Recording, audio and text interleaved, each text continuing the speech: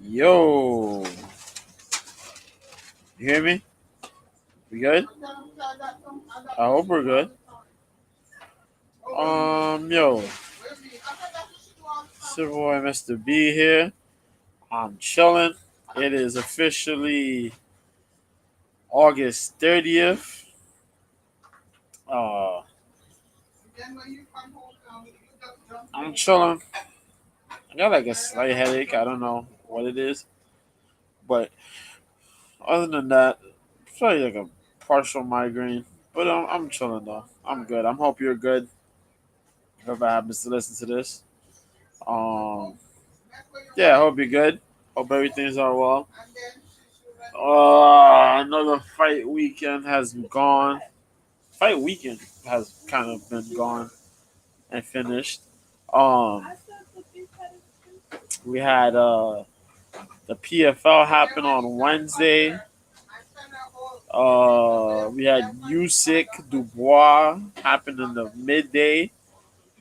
Um, we had that the Anderson fight that was that Saturday night. Early Saturday morning, though, we had the Korean Zombie Holloway bout.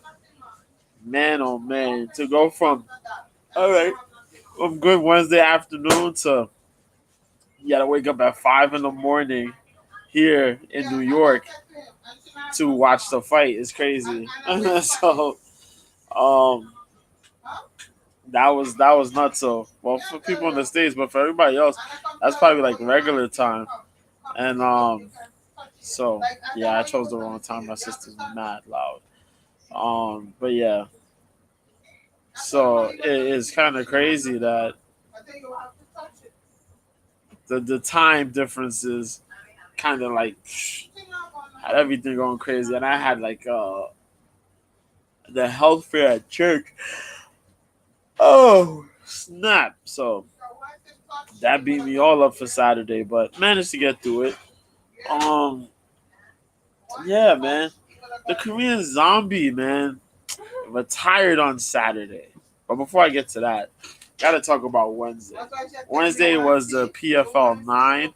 Jesus Christ. Wednesday was the PFL 9. Uh, the lightweights and welterweights semifinal fights to get into the finals. Wasn't the event was actually all right for the most part. Um, can't really hate on it. There was some good bouts, some good wins on the bout on there. So can't complain. If I gotta go through it real fast, we could get through it. Run right by it real quick. Some noteworthy fights that happened. Um, People pay attention to. John Caldone had a good win. He came in, put in work, quick work. Of his opponent Nathaniel Grimmard at not welterweight, featherweight. This was pretty much This dude John came in. He wanted to get his hands going. Grimmer tried to wrestle a little bit. Caldone said, "Cool." We broke off. They tried to pin him against the cage. He said, "Nah." Turned around, switched up position, broke off, and just laid waste with shots, man. Caldone gets that finish, TKO. Um, just washed him. We got the Zellner fight, the Al-Qatani Zellner fight. This is pretty much one way. Zellner was trying to do some stuff. Al-Qatani, Abdullah Al-Qatani at featherweight, he looks good. Whether he'll stay under the PFL banner, I don't know, but he looks like a good prospect moving up. He's now 7-1. A lot of work, a lot of movement, good shots, nice, decent, good level volume, above average volume. He does pretty much pieced up Zellner. Zellner tried to get some wrestling there, but he was just outstruck, outmatched on the feet. That was pretty cool. Michelle Montague, who fought Abby Montez. Montez has been competing a little bit at 145. She beat Clarissa Shields during this PFL run that she's had. Montague has trained with Kayla Harrison and those folks at ATT. She came in, and Abby was getting the strike in there, but Michelle managed to go and get some good strikes of her own. But her wrestling, man, she's pretty damn strong, and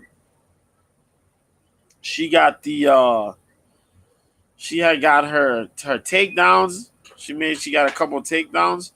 She had got a takedown attempt in the first, but the second she really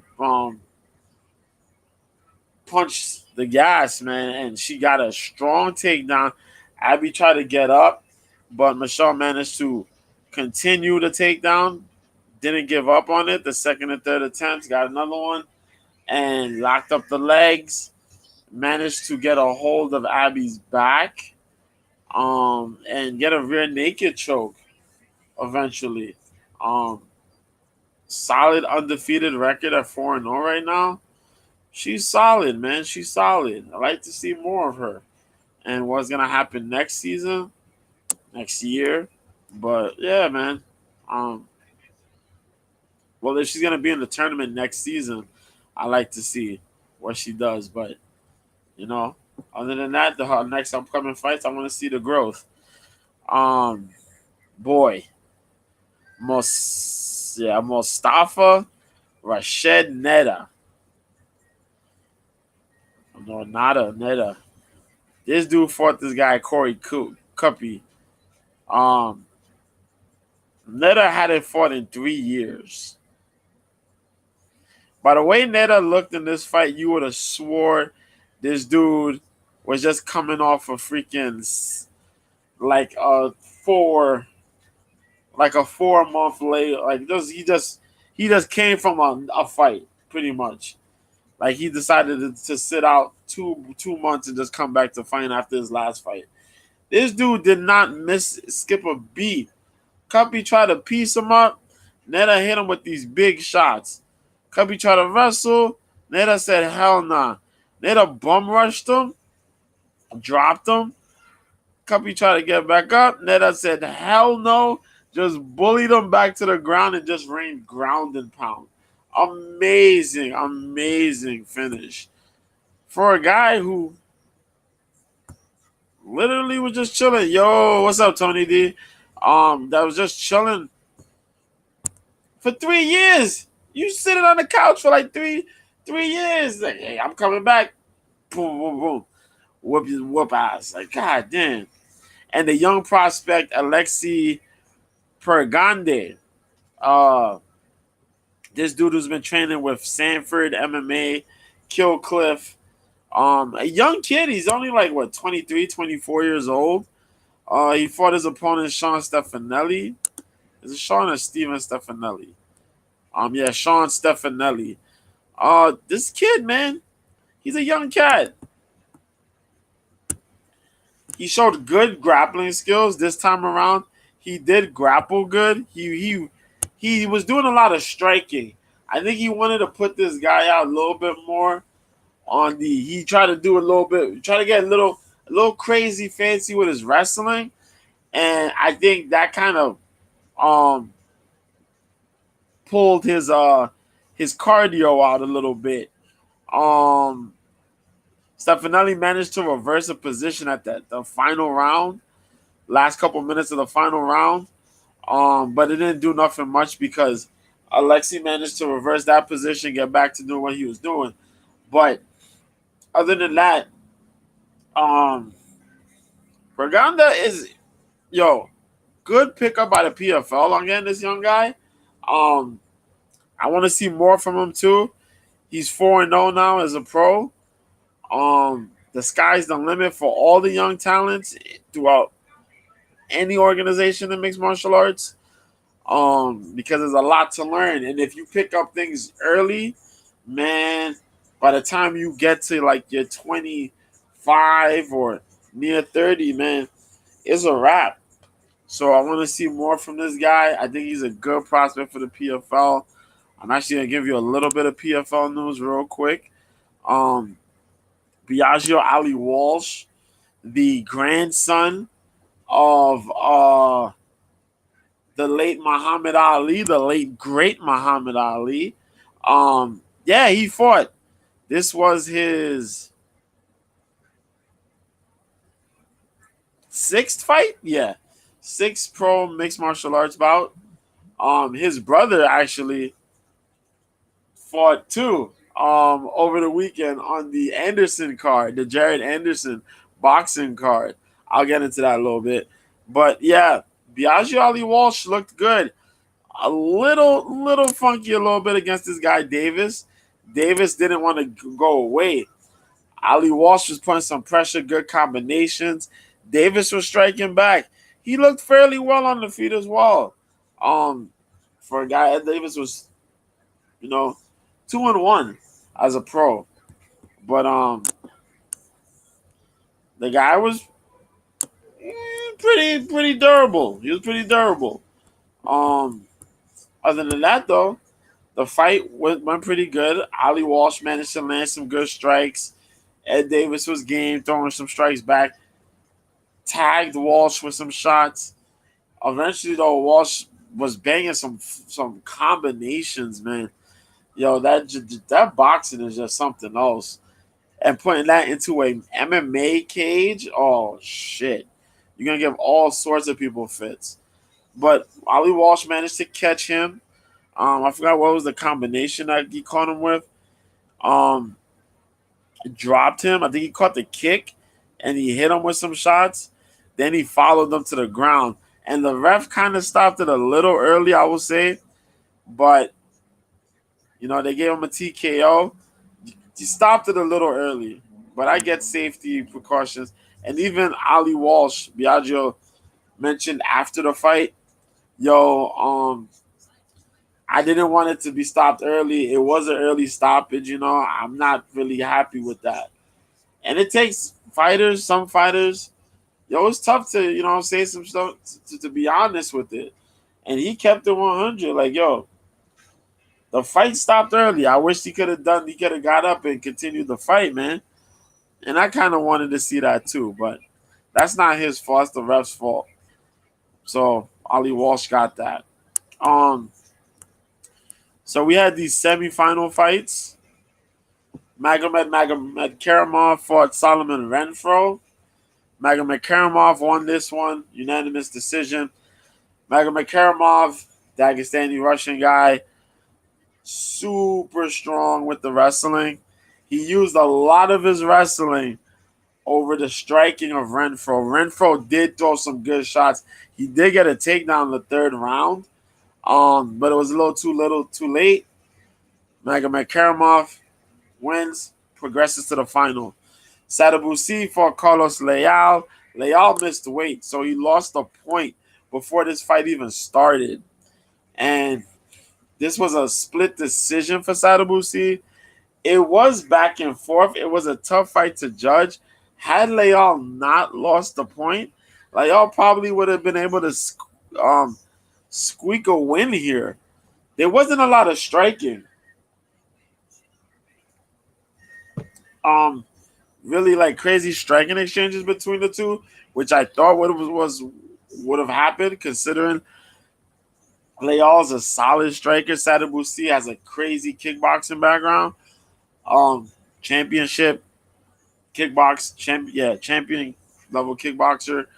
Uh, didn't do that. It was a lot of cage fighting, a lot of clinch fighting against the cage, which kind of sucks. I get bored of that stuff sometimes. If it's from a wrestler who stays active in the clinches, cool. Or a fighter that stays active in the clinches in general, cool.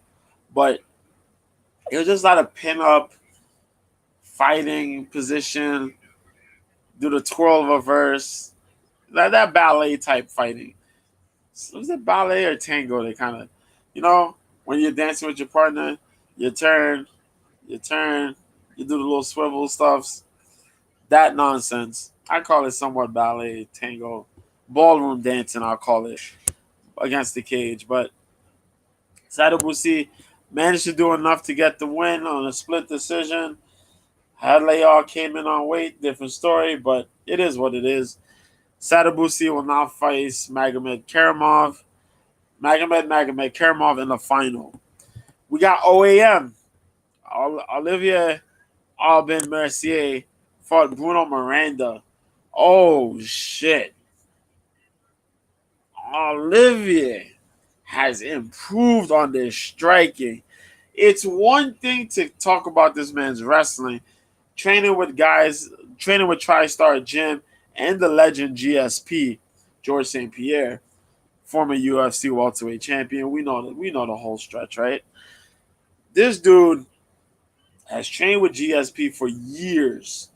GSP got that whole TriStar Gym camp. Faraz Zahabi, the legendary coach. Um, that dude could break down any fight to like the molecular level. It's crazy. And this dude Mercier, his footwork got better, his striking gets better, but he gels that with that already strong wrestling, that grappling ability, mixing the wrestling and the jiu-jitsu. You know how I talk about that. Bruno Miranda came in with some really good striking, but couldn't fend off that wrestling, that constant wrestling pressure, and the mix of the wrestling pressure with Mercier's striking and head movement. Oh man, and the way he worked behind his jab, SOB man. But this dude managed to get that mixed up, get the wrestling in there. Miranda didn't even know what the hell to do when the second round came. He was just fighting off his demons like, Jesus, get away, get away. Mercy ended up knocking him down, pinning him down, getting on top position, and then just raining ground and pound. He got a second round stoppage. And then, so he moves on to the final. Then we had Shane Burgos, who comes in after the horrible fight that we got between Natan Schultz and Rauschman Theo. That whole situation. Oh. But Burgos gets back in the spot, faces Clay Collard. Clay Collard was a finalist last season. This season, he's in it to win it. Man, 3 rounds. I wish this was 5 rounds. This fight was nuts from beginning to end. In short form, Shane Burgos is beating the absolute crap out of Clay Collard's lead leg. Clay Collard is overwhelming Shane Burgos with just stand-up striking. Yo, Burgos got nice skills on the feet where he's able to turn with certain punches. He's able to turn with punches early, and then he could just work. But for some reason, mentally, it's like he's mentally fatigued in fights, and he ends up just giving up rounds or giving up the fight. And Collard just wouldn't let up. Shane beat this man's legs to the point where it was hell to watch this fight and think like, yo, Clay might give up. Clay might quit. Nope. Clay kept marching. Clay kept punching. Body punches, headshots. Burgos rolling with some of them, getting hit by others because of the damn body shots. When you attack people to the body, it leaves them to the head. Roy Jones Jr., he letting y'all know. We're going to take it to the body. We're going to take it to the head. That's what happened as the fight continued. Eventually, one of those shots got through. Boom, Burgos drops. Collard follows him down to the ground. I think that was the pivotal moment because one of these two dudes had to break. And it was that Clay Collard combination that led with the straight left. Boom. Shane drops. He follows him. Shane tries to get back. Collard gets back up. And you're like, Jesus, you're on one leg, Clay. Clay threw over 400 strikes and landed over 200 of those things in a 3-round fight. Come on, son. That's crazy. But big props to those two, man. Clay Collard wins the fight. Unanimous decision. He's going to go on to face Olivier Aubin Mercier, OAM, the Canadian gangster. That was Wednesday. Oh, shit. That was just Wednesday. So, the week continued. Did I talk about the Contender Series? The Contender Series was crazy. Brief summary of the Contender Series. We had 4 fights, and if I remember, I think only 3 people got contracts. Luis Pajuelo beat Robbie Ring. Pajuelo coming out of Peru, and I mentioned that on Twitter because I'm not calling it the other name now. On Twitter, this dude, just the Peruvians in general, from last year coming into this year, have been strong. The Peruvian talent. You know, the pandemic kind of limited a lot of those people, a lot of those folks from being able to travel. So training was limited. A lot of that stuff was limited. So folks have to really be at home training. And we didn't get to see these guys travel out to show their skills in these other promotions.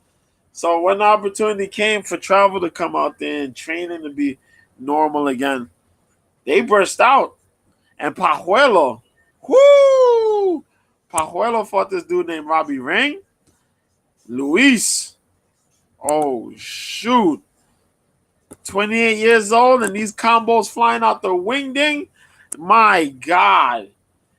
Pajuelo beat the brakes off this kid. Beat this kid into the ground. And then do one of the nastiest ground knees I've ever seen. Because this dude, Robbie Ring, was trying. He was hanging in there. Robbie ended up on his side on the ground. And Pajuelo threw a knee directly in the midsection of this dude. Just took away all his wind, all his life. Like he was done. He was folded, finished. Nasty. That's how you go in there trying to get a contract. So Pajuelo got his contract. First round TKO. It should be first round KO, but they counted a TKO. Josephine Knudsen fought Isis Veerbeek. And I was high on Veerbeek to win this fight. Josephine, though, god damn. Josephine came in, tore shit up. All Stars, I mentioned that last week. All Stars she trains from. Gustafson, Hamzat. I didn't know she was going to come out there the way she did. But damn, she came out there. Hardcore grappling ability. Strong grappling ability we see. But a hardcore striking. Just grit. Like, she's not your normal traditional kickboxer. Isis was the Netherlands striker. So she was supposed to show that hardcore Dutch style kickboxing. But Knudsen showed that Dutch style kickboxing. Fuck you, man. She had a good showing and she won by unanimous decision, but they didn't give her a contract. However, they announced during yesterday's episode of the Contender Series, she will get a fight. She is getting a fight against Ismin Lucindo, who had just beat oh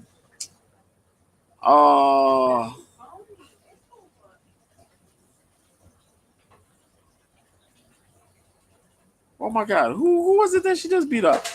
Viviani,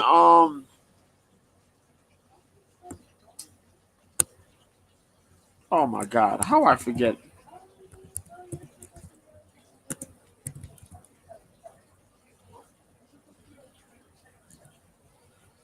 No, oh man. Pollyanna. Yeah, there you go. Pollyanna Viana. There you go. Pollyanna Viana. There. I was trying to remember, but there you go. She does beat Pollyanna Viana. Um, the second round submission, if I remember correctly. Yeah. So Josephine will be fighting that girl on September 16th, which means in about 2 weeks or so, we'll see that happen. So, yay, on the fight night. I think that will be the Shevchenko card. The Shevchenko, yes. Shevchenko versus Grasso will be a fight night card. Crazy that this week is Gane versus Spivak. Next weekend is another pay-per-view, the Adesanya Strickland pay-per-view, and then after that is Grasso Shevchenko. So she'll be making her debut on the Grasso Shevchenko card against Ismin Lucindo. Dope.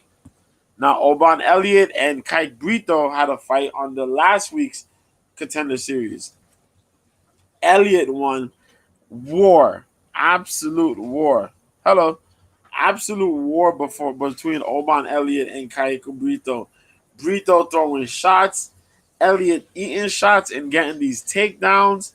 The compu strike was even almost, but Elliott was doing a lot of wrestling. He had a lot of wrestling, but he took some shots, boy. Whoo! I don't know how that dude's chin survived, but his chin held up, and he got the wrestling down.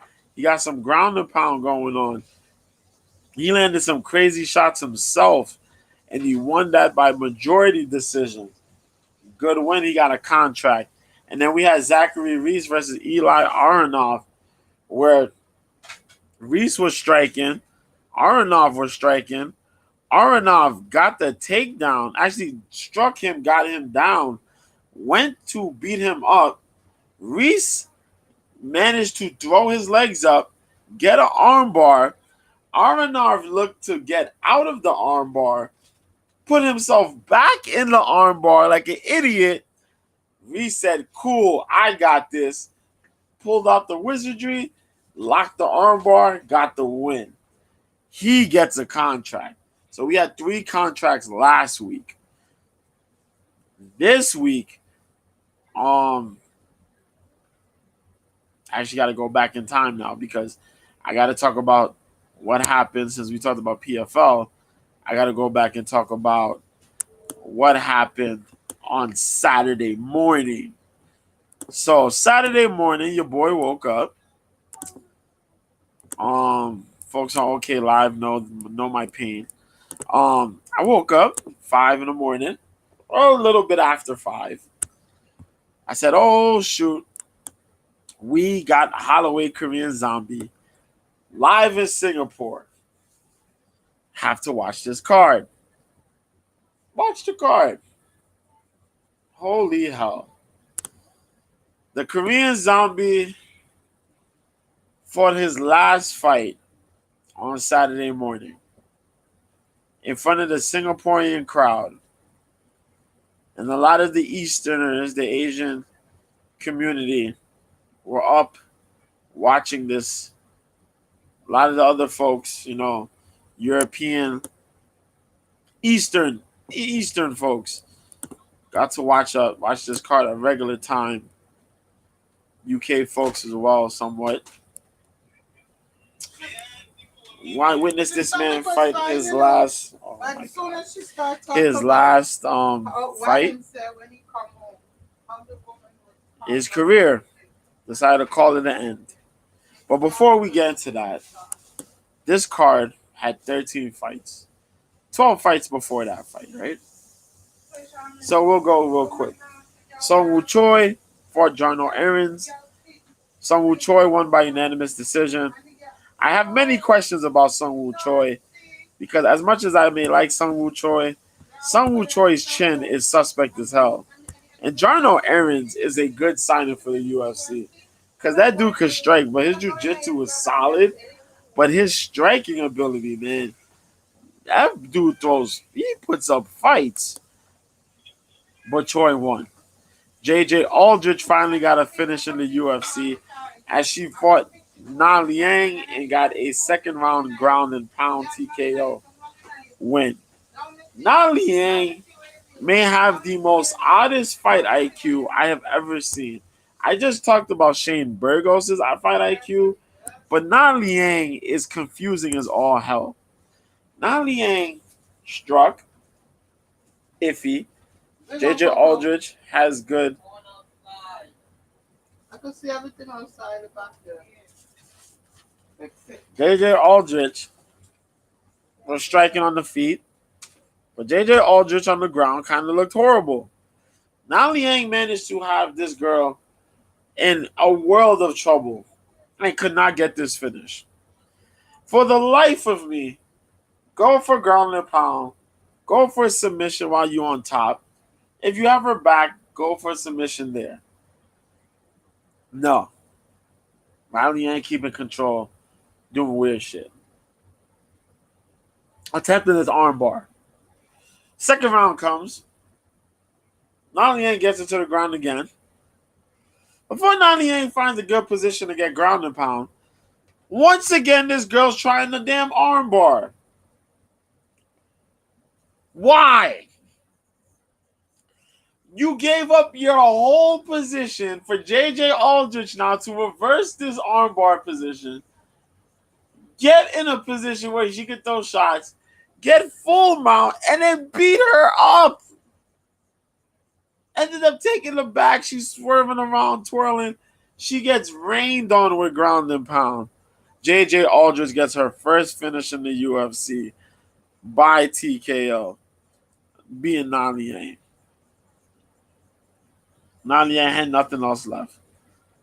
And Nalien was fighting at 125, where she looked a lot better than in her debut, and still lost this fight. How? Oh. Billy Goff fought Yusaku Kinoshita at 170 here. Kinoshita got picked up. Yeah, he got signed by the UFC. I think he got signed. Was it the Contender Series he got signed in? Yeah, it was yeah. He stopped the dude in the third round. They signed him, and they have this man sitting in the welterweight division. He looked good on the Contender Series. He's picked up some wins as a 170 guy. But he is a undersized 170. He's an undersized 170. He's a young guy, young kid. But they have him fighting here at 170. He fought, what's that other dude's name? The other dude who had a real cool name. I forget that guy's name. Was it Fugit? Adam Fugit? Adam Fugit had beat him the last fight. Before this one. Getting on top. He took the best shots that this dude, Kinoshita, could throw. Took him down and beat him up. Being top heavy and beat him down. Billy Goff comes in here. Cool. Goes, let's throw some shots. Billy was on there. Kinoshita threw his best shots at Billy. Billy said, cool, I'm going to throw my best shots to you. Then Billy started landing some good shots. He put some good pressure on this boy. Threw some good shots. Lands a nasty shot to the body. Oh, Yusaku said no. Billy just finished him, man. Ate his soul on the feet. That was all you need, man. Is Kinoshita a good talent? He's a pretty good, he's all right talent. Still young in the game. But he's going to have to drop to 155, man. Kinoshita can't be out here at 170. It's going to be detrimental to his career. Unless he's going to put on mass. He got to put on mass. If he's not going to put mass on, then nope. Put him at 155, man. But Billy Goff, good showing by Billy. Billy been out for a little bit, but good for Billy. We had Kenan Song versus Rolando Bedoya. This was a good back and forth fight, man, between both these guys. Kenan fired some good shots. Ronaldo was mixing it up with the volume. In the end, though, Ronaldo kind of messed up. Let Kenan get into the rhythm. Now, Kenan got his rhythm. Kenan got takedowns. Kenan started landing some big boy shots. Bedoya had another good showing, though. That was the weirdest part about it. Bedoya's volume shined through this fight. But it was just that Kenan started landing some more impactful shots. And then he fought a little smarter this time around. So, big props to Kenan there. Mikhail Usyk, my dude, man.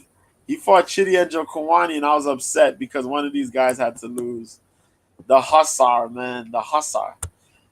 I always talk about this guy. But I gotta say, Chidi almost beat his ass, man. Chidi was giving him the whoopings.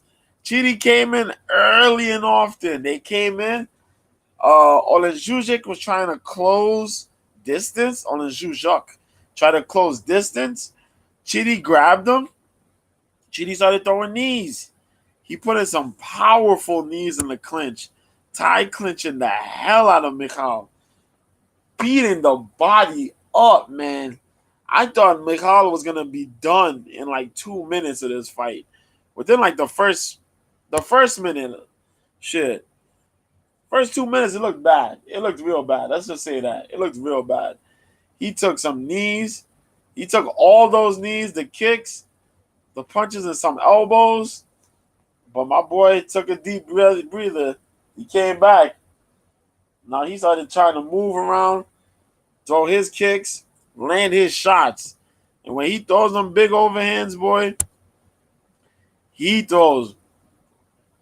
started throwing shots to the head, the hooks, but his body work. He started putting in some good body shots into Chidi, man.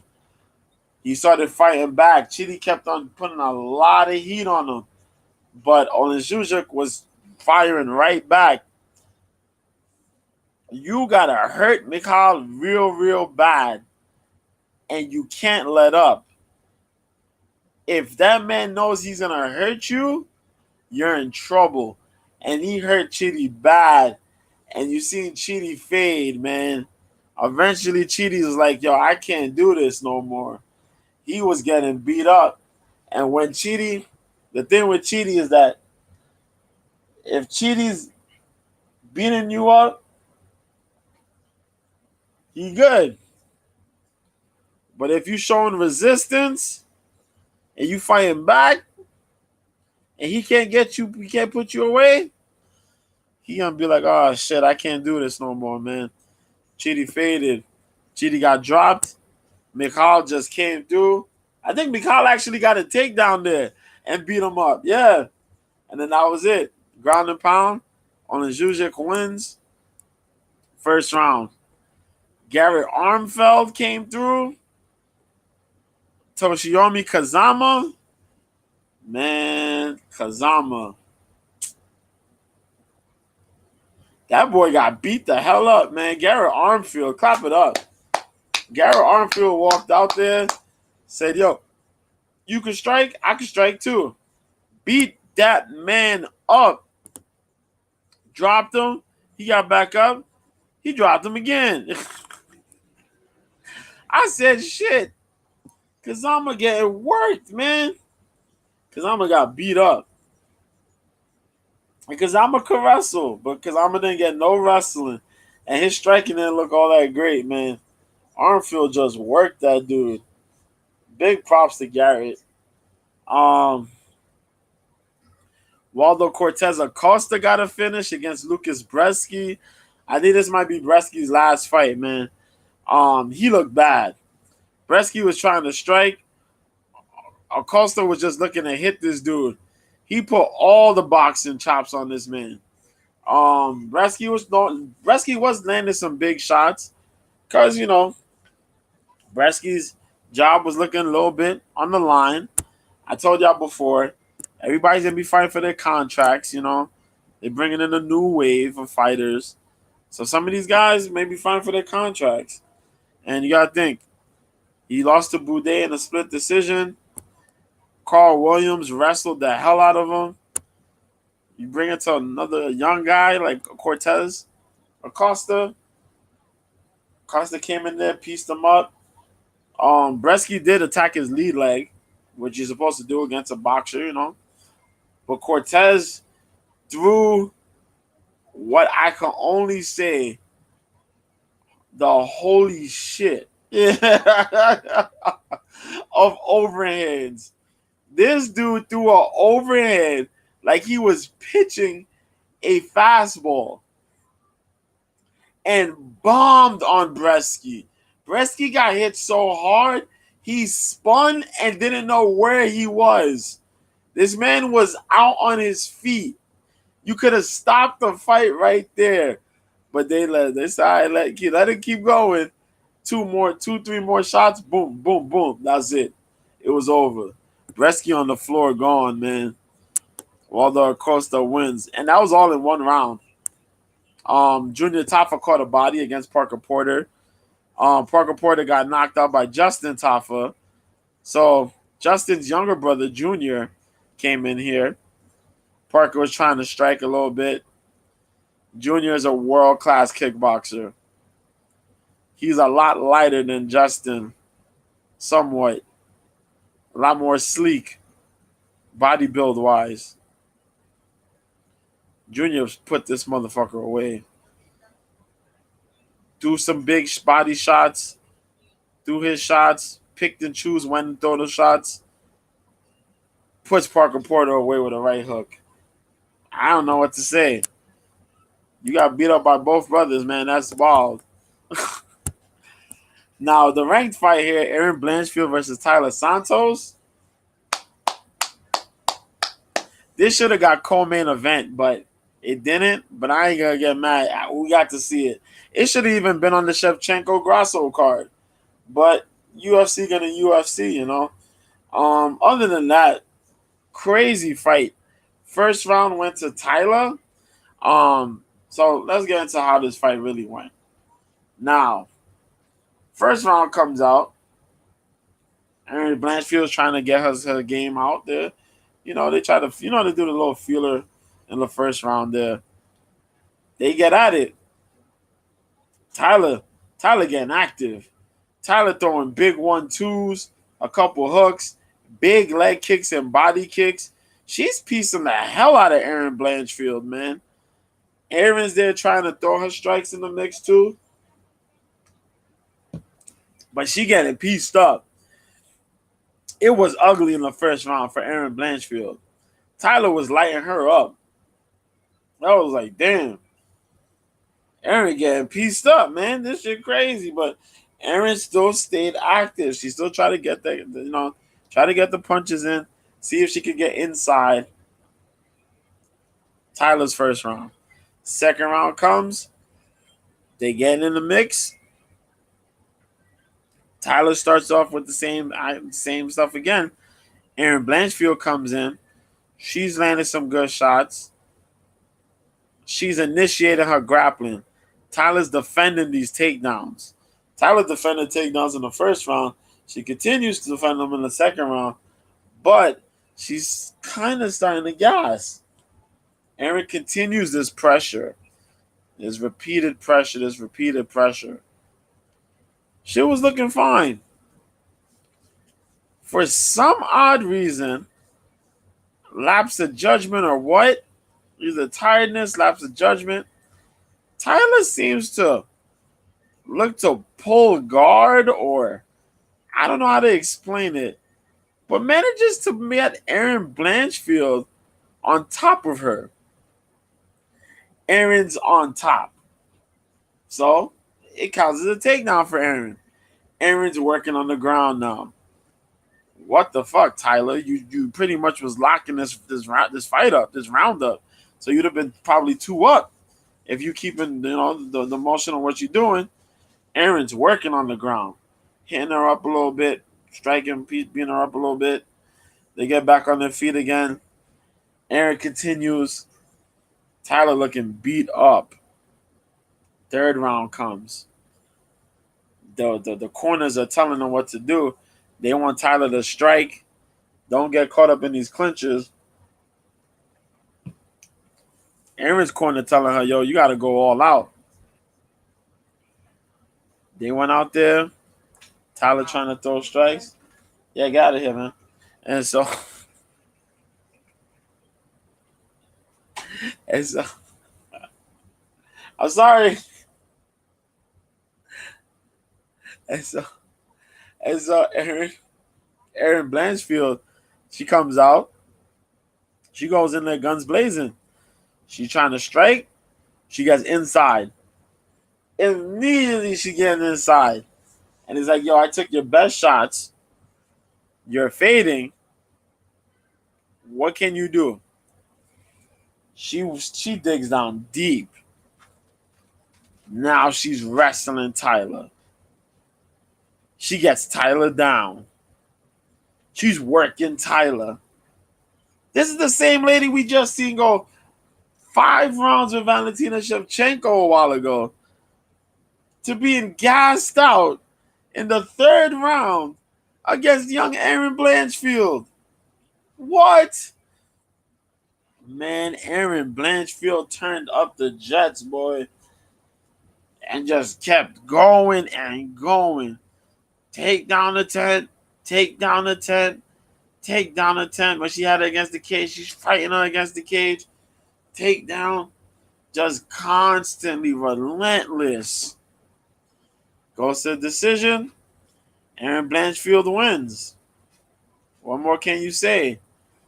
They called it a unanimous decision. 1-1 going into the 3rd. You could have said unanimous because Aaron won 2 rounds or split decision. Either or, but it was Aaron Blanchfield's fight. Aaron Blanchfield dug deep for that 3rd round, man. But big props to her. She's ready. She's title fight ready, man. My boy Franny Garcia fought the next fight against Rinya Nakamura. I kind of did I mention how much I hated this matchup? I did on Twitter though. Yeah, because I really hated this matchup. This was probably one of the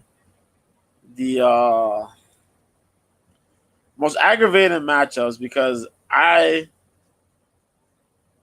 watched Franny Garcia compete in LFA. I watched him into the UFC. So there's things that he does that I've seen, and I'm like, man, he got to fix those things, those errors. Yo, they gave him the worst style matchup. Now, Franny's fought Journey Newsom. He fought the homie from Tough, Brady Heestand, and then he's fighting Rinya. Journey Newsom could fight, but his grappling is not that strong. Brady Heestand was a wrestler in college, high school and college. Rinya Nakamura is an Olympic level wrestler. This dude was supposed to go into the Olympics and decided he's going to take up MMA. He's medaled in every competition that he's been in. And that's who you put him up against? Man, Dana White ain't shit. But that's the thing, man. If you're going to find the upper echelon, they're going to put you against upper echelon competition, right? So, Rinya Nakamura came in. Franny Garcia tried to throw his shots there first round. Rinya's throwing his shots. His striking's gotten better. He could strike like a motherfucker. And what's even horrible about it, he has some strikes where he doesn't have a tell. You can't read when he's going to throw it. Kind of like Jeff, not as sharp as Jeff Neal, but is the same thing. It's almost the same thing where he throws things. You don't see a sudden movement before he's going to throw. You can't tell if he's going to load something up. He just throws with the strike, with the wrestling ability. Come on, man. So Renya's throwing these shots, leg kicks. He's throwing the punches, the hooks, the jab, the straight shots. Gets Freddy to bite on something, shoots for the double leg. This motherfucker gets the takedowns. He got a takedown every round in massive control. Steve Saud is trying to talk to Franny in between the rounds. Yo, you got to do this. You got to try to fight. And Franny there looking all like upset, man. He acting like a teenager, like he's being naive, man. Like, oh, rolling his eyes. And I'm like, wait, what? DC brought it up. I'm like, come on, man. You can't do that. You can't go in there like that. My dude is over there. I'm so upset. But Randy Nakamura hits him with these big shots. Fernie's hanging in there, but he's getting hit big. Big overhand. Big hook. Big combinations. Follows it up with a takedown. Randy almost caught Fernie in a north-south choke. You know how disappointed I would have been if this man would have got choked out by the official UFC undisputed submission. That's like one of the most basic submissions you learn in UFC Undisputed, the video game, the North-South choke. Oh, God. I can't. No, I would have been so mad. But Rainier cruises to a 30-20. What he had, 30-26s? They gave him 30-26 rounds? Come on, man. I was so mad. I'm like, come on. I think they gave him two judges gave him a 30-26. One of them gave him a 30-25. Or was it 30-27? Man. Fucking Fernie, man. Fernie don't do well with wrestlers, man. He don't stop the takedown well. It's the lead leg kicks and the takedowns. He don't check leg kicks. He's stubborn to defend takedowns. That shit sucks, man. Oh, Giga Chikadze. Yes, he came back. He fought Bruce Leroy. This was pretty good, man. Giga did win this via a unanimous decision. But this fight was a lot closer than what people give it credit for, man. Giga fought a different style. Alex Caceres did. I'm surprised. Alex kept this fight a stand-up battle. He didn't try to go for takedowns. He kept it on the feet. One of the trade toe-to-toe against Giga. Giga striking, but he didn't throw nothing crazy. This was just pure precision striking, pretty much, between the two. Who had the cleaner strikes, the somewhat more impactful strikes. Alex Caceres, man, looked good out there. Considering that, he's more known of a jiu-jitsu guy, his game has really evolved throughout the years, man. Giga did win. Giga had that weird post-fight interview, but other than that, Giga did good. I think this will be Giga's moving forward, fighting more technical, more of a cleaner style, instead of just trying to be a killer. I think he fought this way because of Calvin Kattar. Now, some people just say, like, you're not giving enough credit to Alex Caceres. I'm going to give credit to Alex Caceres because Alex Caceres is that dude.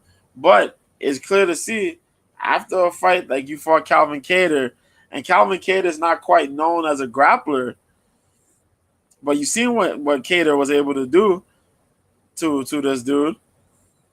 Who's not to say that you didn't change it because Bruce Leroy has that jiu-jitsu and can put you in those situations as well. So, other than that, Anthony Smith fought Ryan Spann in a rematch. Why was this fight on this co-main? I don't know. I love Ryan Spann, but Ryan Spann goofed this fight up. First round was Anthony Smith's. Good striking. Kept it pretty leveled. Typical Alex Smith, Anthony Smith fashion. pick apart, use the veteran skills, pick them apart, the Factory X style. Don't engage too much. Use the range. Their range is pretty close. The reaches were really similar, but you fight the outside game with more kicks and whatnot. Second round came. Ryan Spann caught Anthony Smith big time, man. Bum rushed him. Damn near got the finish in the second round. For some reason, though, he let Anthony Smith breathe. Why? I don't know. Fight IQ is beyond me. Now the third round comes, and before you go out there and you try to put this man away, you're gun shy. Anthony Smith takes off with the volume. Takes over with the volume, just volume striking. Constant. Let me see if I can pull that joint up. Let me see if I can pull it up.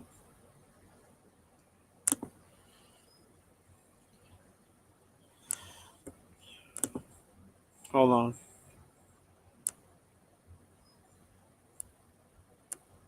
Yeah, 59 to 91. Look at this. So, yeah. So you see, Anthony Smith. Let me see if I can get this joint.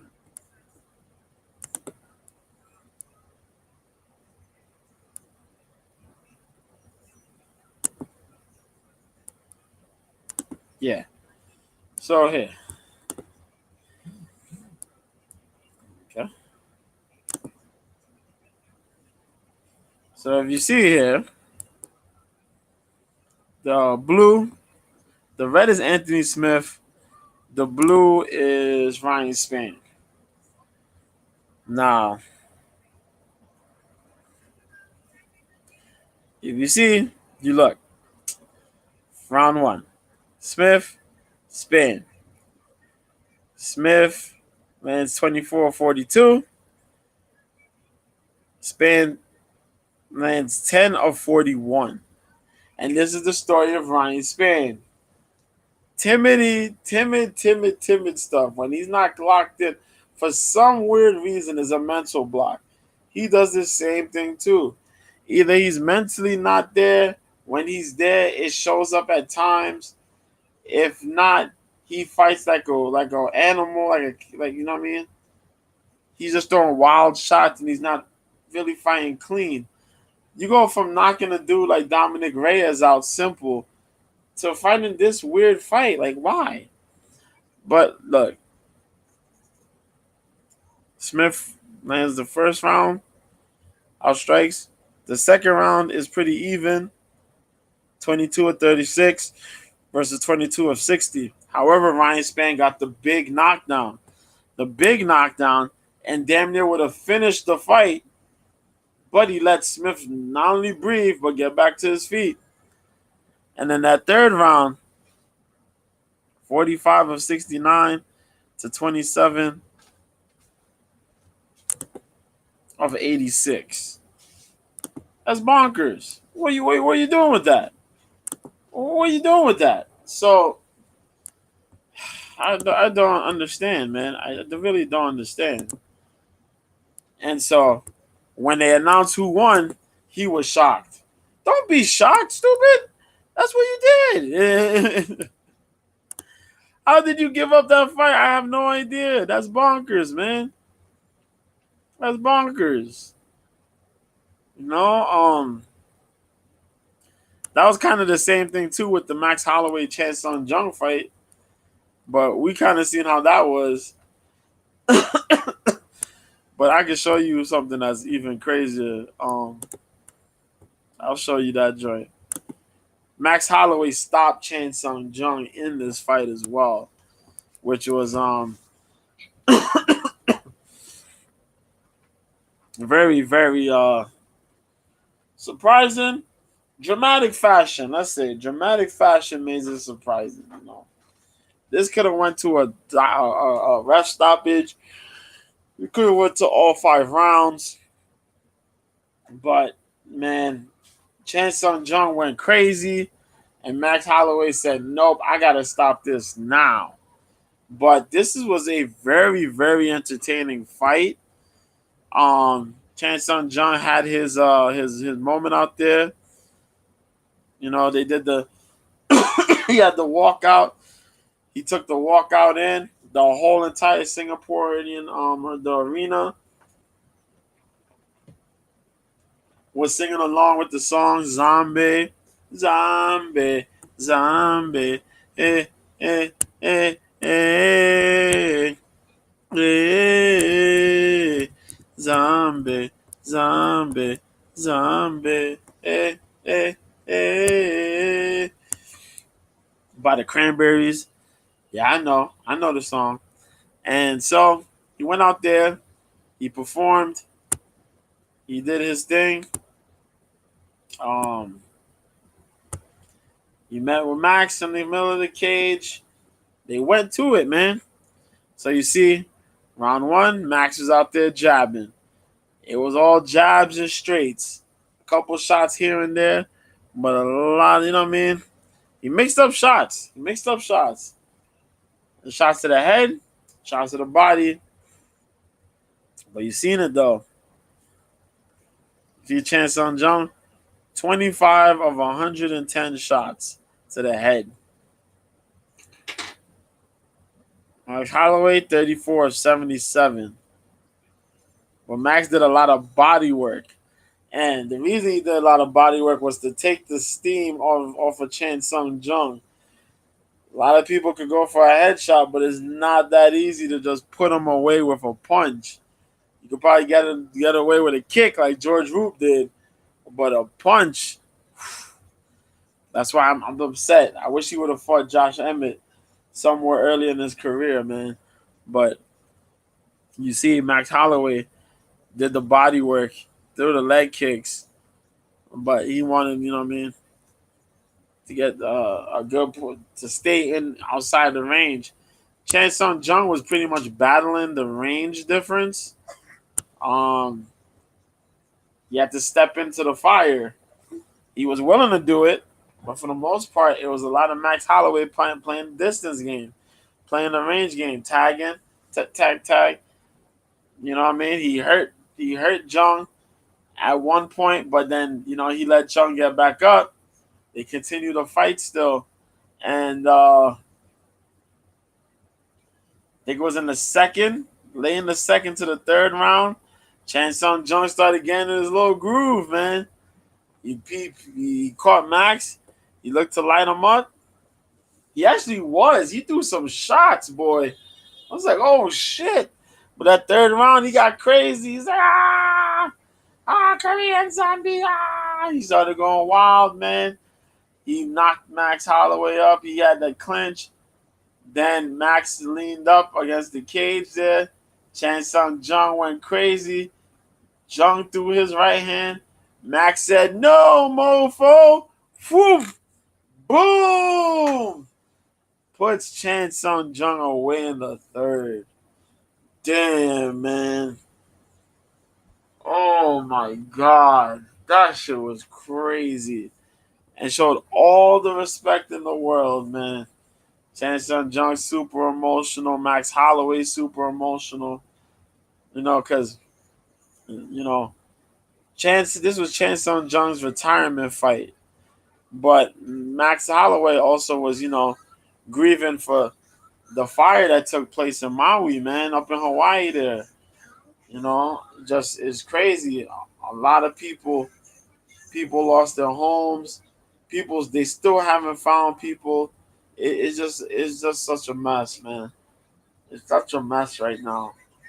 So, they got some stuff you could do out there. You could give, you know what I mean?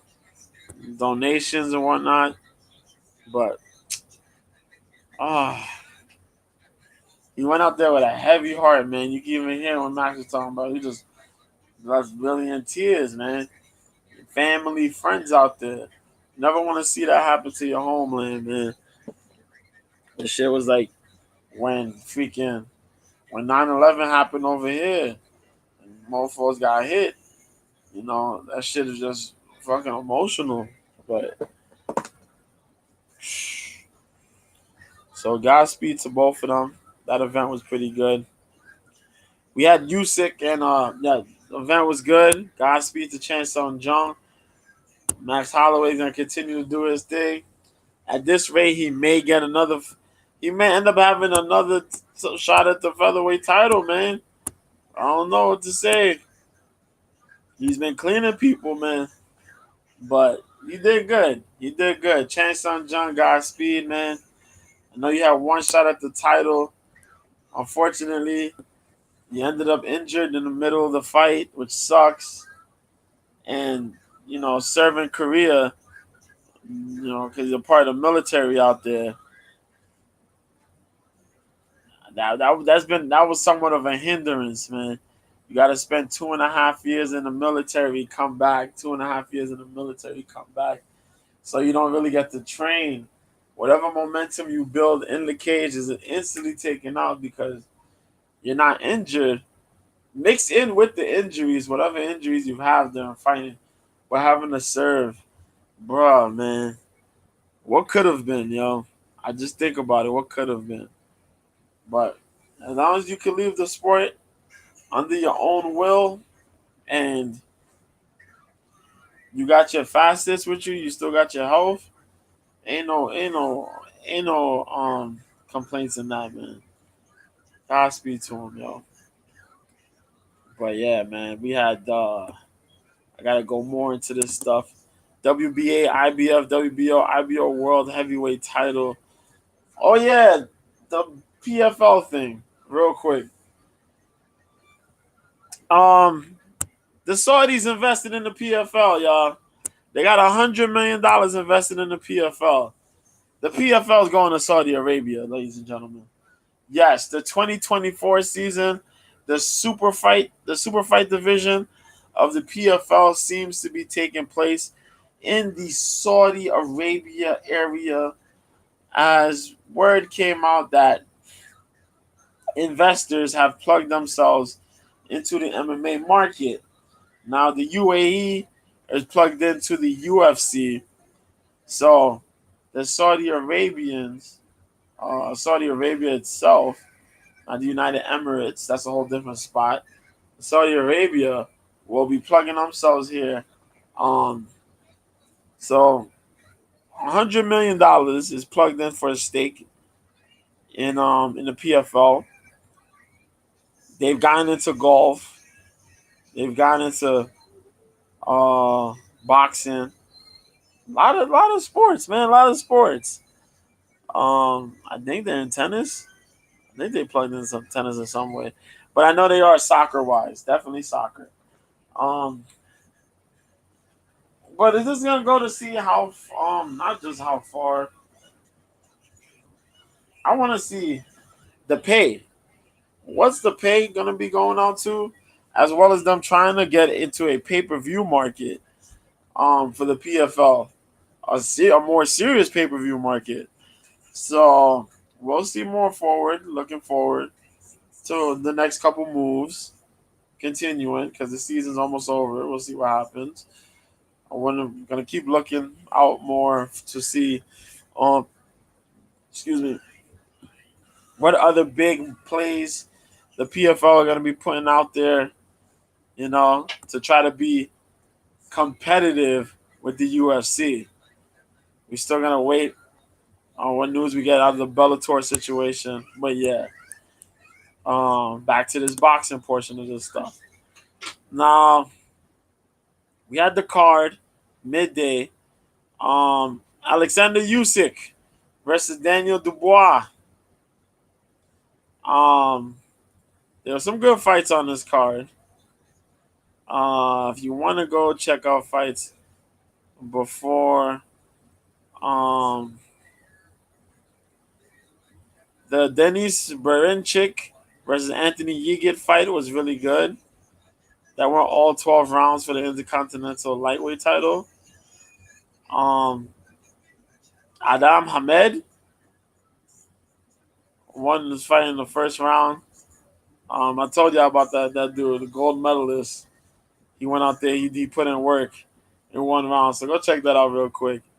Hamza Shiraz Dmitro Mitrofanov, yeah. Hamza Shiraz, man, out of the UK. Beat that boy out of England. Beat him for that super middleweight title. Yeah. The silver middleweight title, WBC silver middleweight title. And the Daniel Lapin versus Arvo Schwartz. You should check that out too. Dude's doing the towel in the 6th round for the Continental Light Heavyweight title, the IBO. Check that. Other than that, man, Alexander Usyk retains his title with a 9th round stoppage. Controversy though.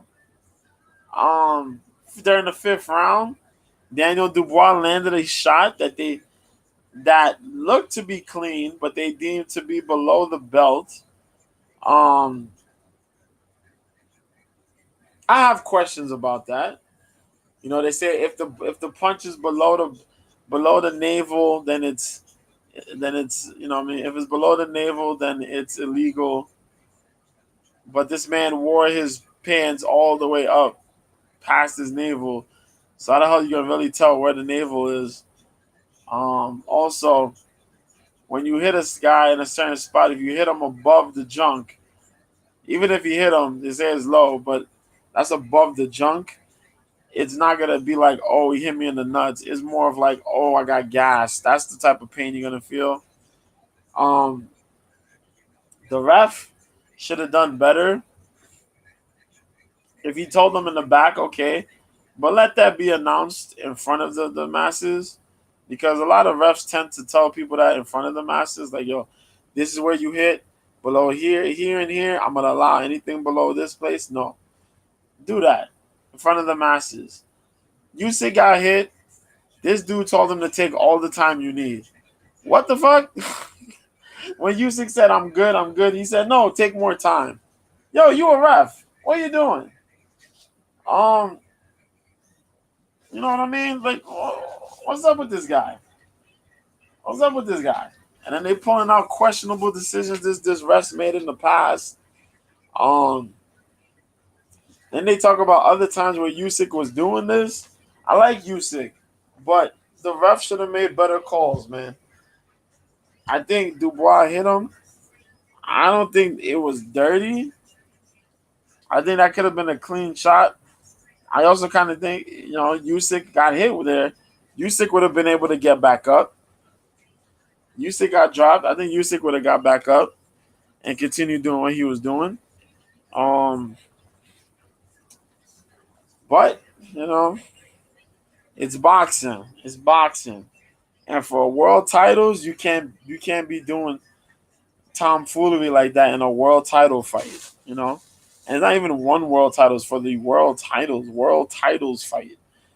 So I know Frank Warren, who's, you know, the promoter for Daniel Dubois over there, he is going to be trying to fight. They're going to appeal the decision. As for Usyk, Usyk's going to have another mandatory with Filip Hrgovic, that won the other card like last week. Was it last weekend or the weekend before? And yeah, and then he's still gonna have to sit and wait to see what happened with Tyson Fury.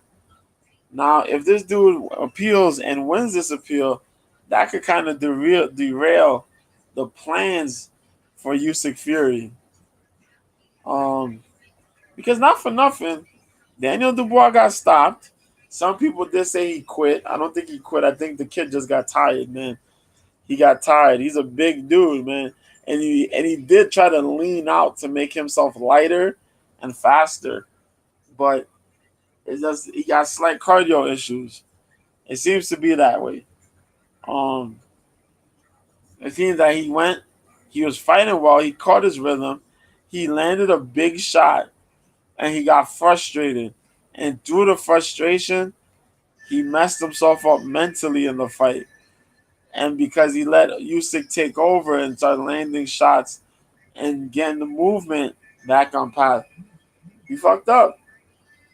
because he was trying for a while to get himself in the rhythm of the fight. Usyk being really experienced, he just lay on his feet and he just moving, constantly moving to the left, moving to the right, moving in and out, just moving and just bopping with jabs, constantly jab working, everything working from the jab. So he's hitting combinations to the head, to the body, backs off, head to the body, moves the circle, back to the body. Yo, he just constantly does this shit. And the rhythm is just frustrating to deal with. Now, if you focus, you find your shots cool. Dubois was doing that, but then it's like, damn, how many times I got to keep chasing this guy to hit him?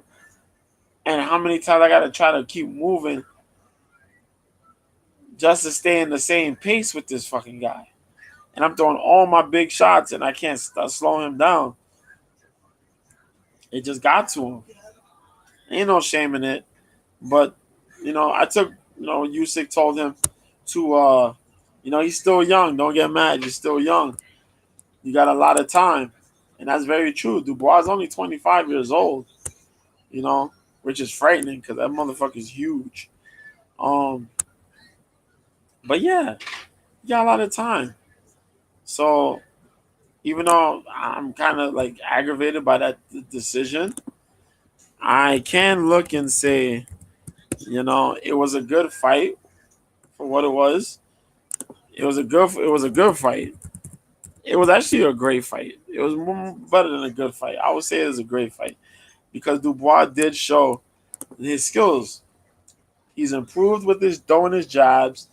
He's improved with his footwork. He still got some things to fix, but his progression is getting better. We also had the Jared Anderson versus Andriy Rudenko card. Some of these fights were good. A lot of decisions. The young man from Kazakhstan was good. Albakian Zusupov, yeah, he got a 5th round stoppage, man. That kid is good from Kazakhstan. There you go, Kazakhstan. UFC and boxing, the Kazakhstanis are showing up big time, man. Dude, Charlie Suarez, I mentioned him. He got a win, man, against Johan Vasquez. Good fight too between those two guys. I liked it. Abdullah Mason, yes, he beat Cesar Villarraga. Good job, unanimous decision. I'm not gonna bring out all of these, but just a couple of them. What other fight was good? Yeah, a lot of these fights are pretty good. But this co-main event was ass, man. F.A. Ajagba got a disqualification win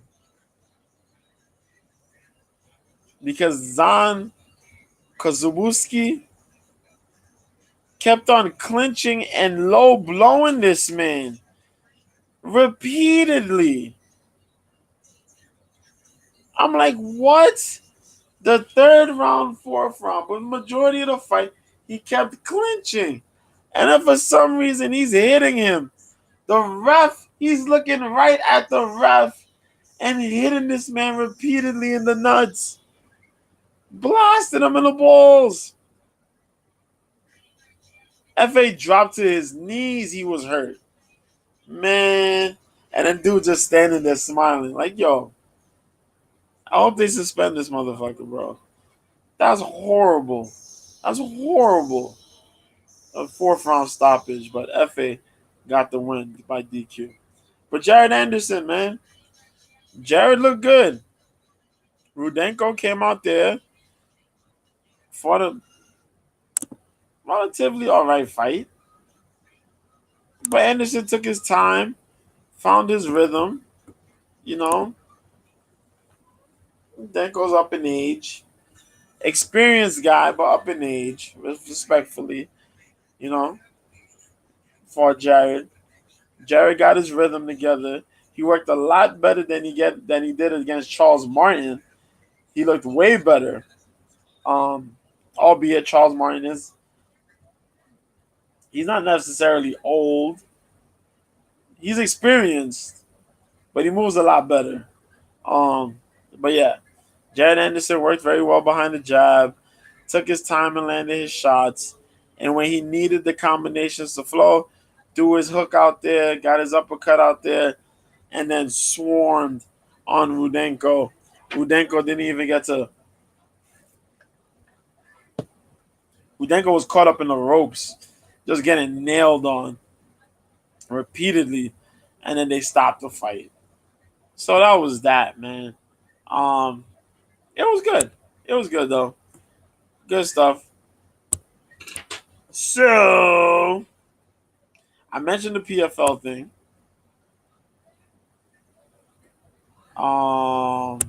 I gotta mention this week contender series. So contender series week 4. Yes, indeed. We had 5 fights.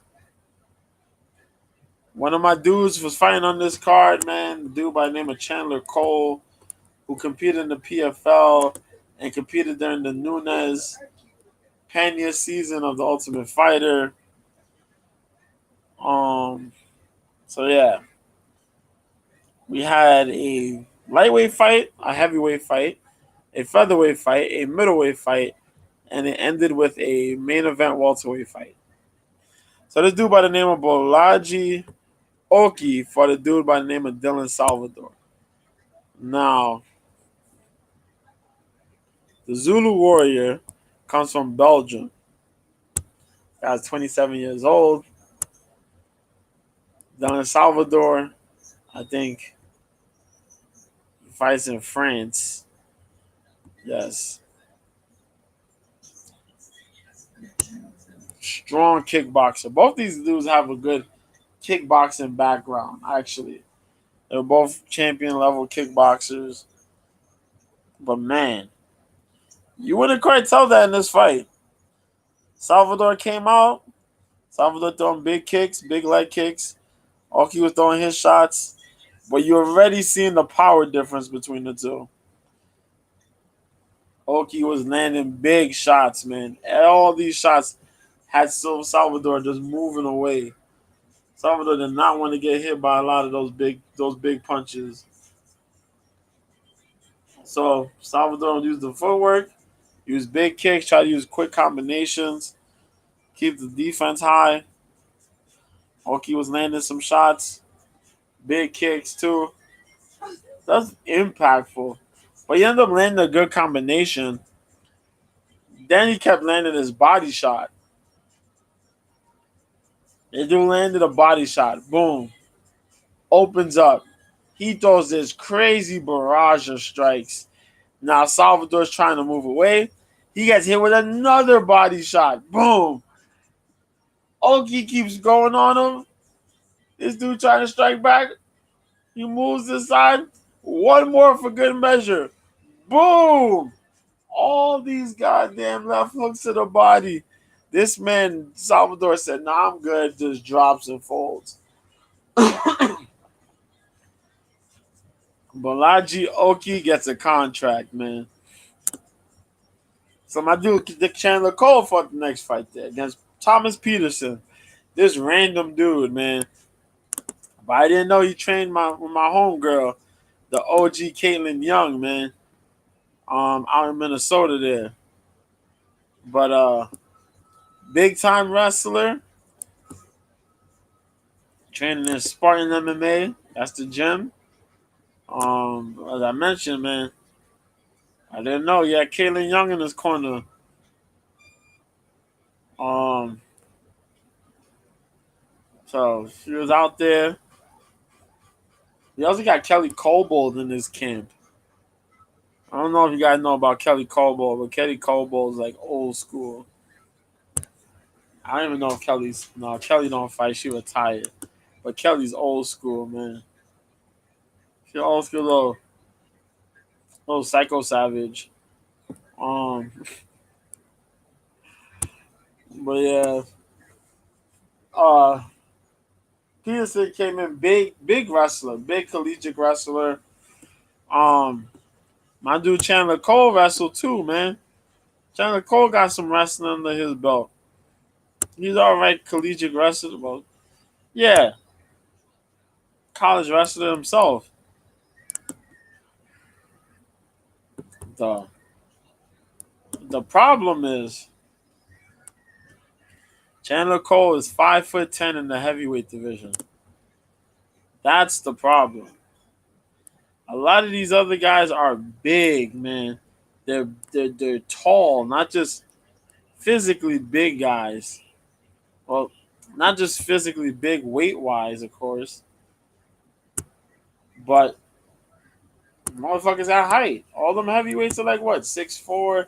You got to be 6'3", no, 6'1" and above. Um, and it's rare to see a 6'1" heavyweight really. A lot of them dudes are like 6'2", 6'3" and above. And this dude Peterson came in huge as hell. And my dude Chandler Cole was trying to throw strikes. He was getting crazy with the striking though. He was good. He was all right on the striking end. It was just trying to get that wrestling defense end, man. And he did fall. I don't know if it was like a fall or a takedown attempt or what. But Chandler Cole fell. He was on his bottom. And Peterson got on top. And Peterson just put that whole frame and all that weight on this man. Eventually, Chandler did reverse the position in the first round and throw some good shots. He got taken down, though. The second round came. Chandler was trying to throw big shots. But Peterson was just beating him with the wrestling. Got him flat on his back, man. Twice he had him flat on his back. Put the weight on him.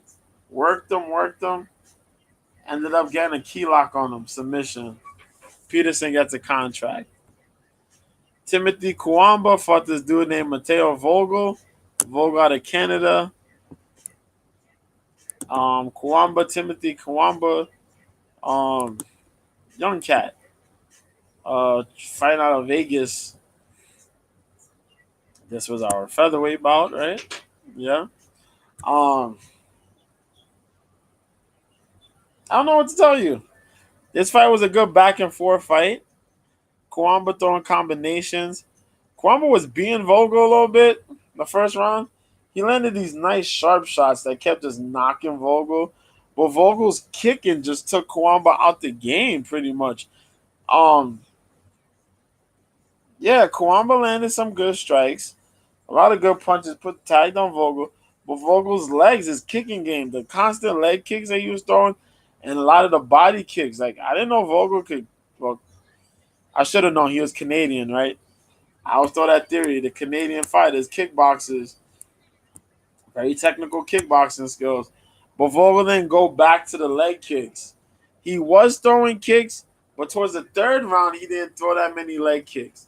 He threw combinations, but he should have ended his combinations with the leg kicks since he was doing so well with the leg kicks. He didn't do that.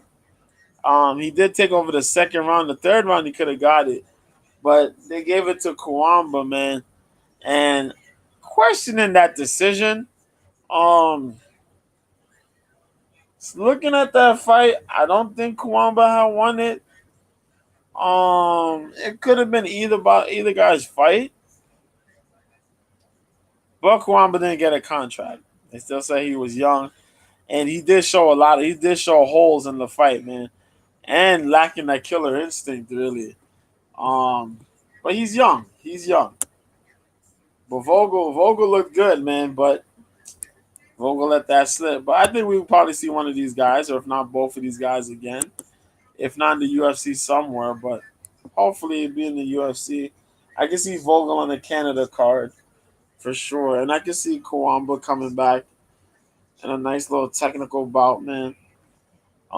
We had Marco Tulio out of Shooter Box versus Yoshiri Bulgari, who was from the Netherlands, training with Glover Teixeira and Alex Pereira in Glover's camp. This fight was good. Bulgari came out. I think it was a good fight for Bulgari first round. Um, Tulio was trying to catch himself, get the feelers out. Bulgari landed some good strikes.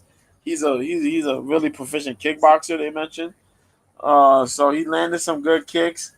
He pulled out the jab, used the reach, did real good. Threw some knees a little bit here and there in the mix. Good leg kicks. Did a lot of stuff. I just wish he would have had more volume in the striking overall, but in the first round too. But he did good enough to win the first round. The second round, though, Bulgari tries to come out, do the same thing, and we got to see Marco Tullio's shooter box mentality kick in. He flipped a switch, boy. He said, "Forget this. I can't get none of this. This takedown stuff wasn't gonna work for me. I can't fight cool, calm, and casual." This dude started throwing bombs. He was nailing Bulgari. I was like, "Oh shit, we gotta fight. We gotta fight." And he's hitting Bulgari with some mean shit. Just marching in his face, running up on his face and just throwing 1-2s and trying to hit him to the head and the body a little bit. Pressed him against the cage and was working on him against the cage. At one point he had a guillotine choke, a tight guillotine choke. But Bulgari slipped out because Bulgari had a shaved head, so that's instant like 50 plus points on guillotine defense. So he slipped out, got hit up. That was Talio's round. Third round though, Talio got the takedown. Talio struck on the feet, but he got the takedown. And he had a lot of control, a whole lot of control in the third round. Unfortunately though, he couldn't get the finish, which sucks. And I think that's what cost him. But he did win the fight, but he did not get the contract, and I was very sad. And then we had Carlos Prates versus Mitch Ramirez. This was the 170 fight. Now, Carlos Prates was 16-6. Mitch Ramirez was 7-0. Mitch's story, because they tell people the fighters' backstories. Mitch's story had to be one of the most WTFs I've probably heard in quite a minute. Mitch talked about how he used to fight. He never listened. He was a rowdy kid. This dude talked about from the age of 13 to like 18. This dude was fighting. He was skipping school. This man became a drug addict. This dude was on meth. This dude was talking about he was on cocaine and meth. I said, what? I said, he was on meth, coke, heroin, some shit. I said, wait a minute. What are we talking about here? Oh my God. There's a song by Eminem and Royce the 5'9" on the Bad Meets Evil album called I'm on Everything. And it uses a sample of Mike Epps' his comedy show that he did a couple years back. And it goes,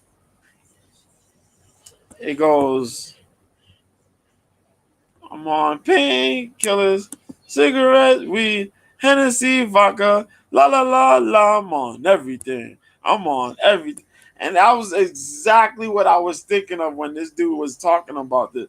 Because I'm like, yo, you did all that? And you from here? What the fuck? Bro, this shit was killing me, man. I'm like, yo, what in the world is going on? I don't know. But Godspeed to that guy, because the fact that through your teenage years, you was a drug addict and you managed to reform, get better, eventually, and become a mixed martial artist, man, respect to that, yo. Respect to that. That's crazy, though. Are you from the ghetto? What the hell is the ghetto?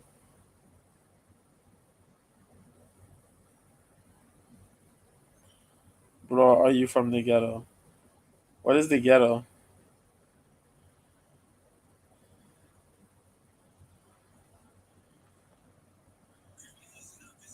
Bro got a profile pic of a bunch of, I guess, random people. I don't know who.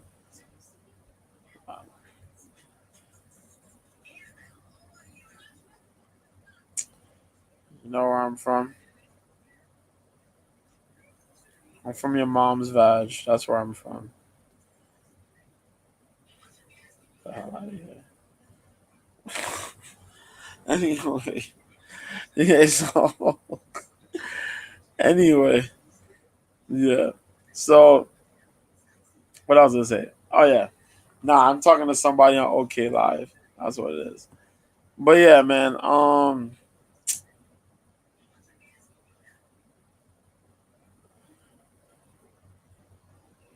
Yeah. So these dudes fought. Um, yeah, they fought. It was a banger of a fight.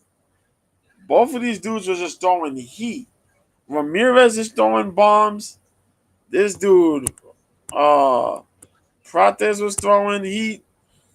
And I'm like, yo, Prates is using range. Everything he's fighting, he's throwing. It's from like a solid distance. He's not throwing nothing. He's throwing with heat, but it's like simple stuff he's throwing. He's pushing a decent front kick. He's punching. He's throwing a front kick, the push kicks, leg kicks, using good movement, throwing 1-2s. Ramirez is out here trying to do those things, man. It was like, oh, shoot. He caught this dude, but this dude was just chilling. Like, yo, I'm gonna keep hitting you, pop, pop, pop,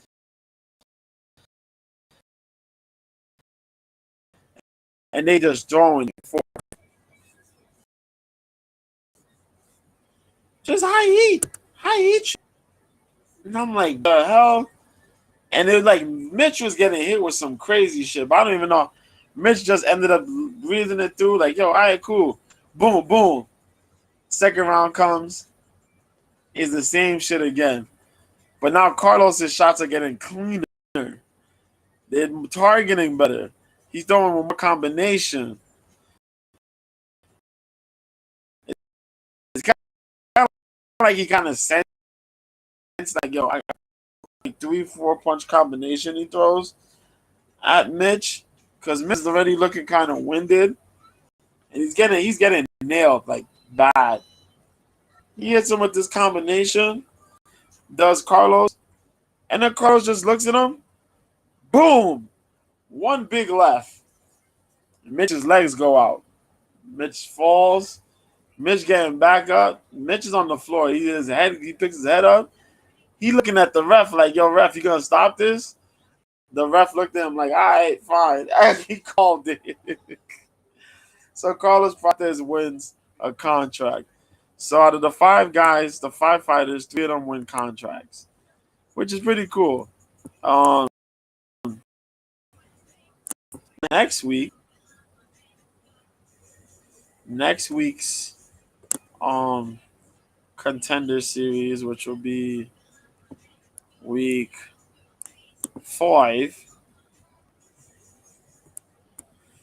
and we will be having 8-4 Corinne Laframboise out of Canada versus Ryan Guerrero,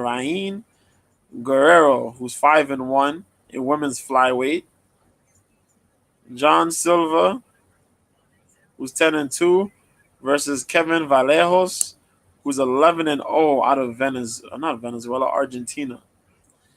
Chad Hanekom, who's 9-2. Oh yeah, the Silva Vallejo's fight is a featherweight fight.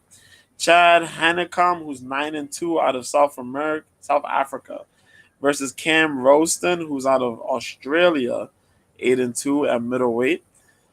Serhi Sydney, who's out of Canada, 9-1, versus Ramon Tavares, out of 8-1, and Bruno Lopez. Oh, that's gonna be a bantamweight bout. And Bruno Lopez, 11-0, versus Brenson Ribeiro's 14-5 in a light heavyweight fight. Now, Brenson Ribeiro, the gorilla, is a big deal. Evolucao Tai Mui, the camp out of there, he's fought in blah, blah, blah, blah, blah, blah. He's fought around. He's fought around. Um, this dude got no decisions. If he's only got one loss by decision, win or lose, somebody's getting finished. 8 wins by strikes, 6 wins by submission. Bruno Lopez is 11-0, and he's like this super decorated dude. Oh shoot! Gotta find out where this picture's taken from.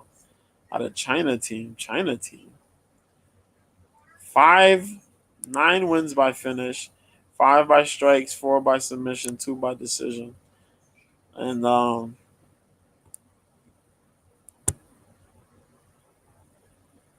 but yeah. This is gonna be an interesting card here, man.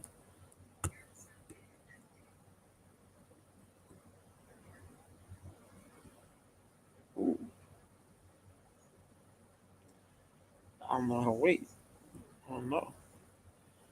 You got this girl who looks to be pretty solid as a jiu-jitsu fighter.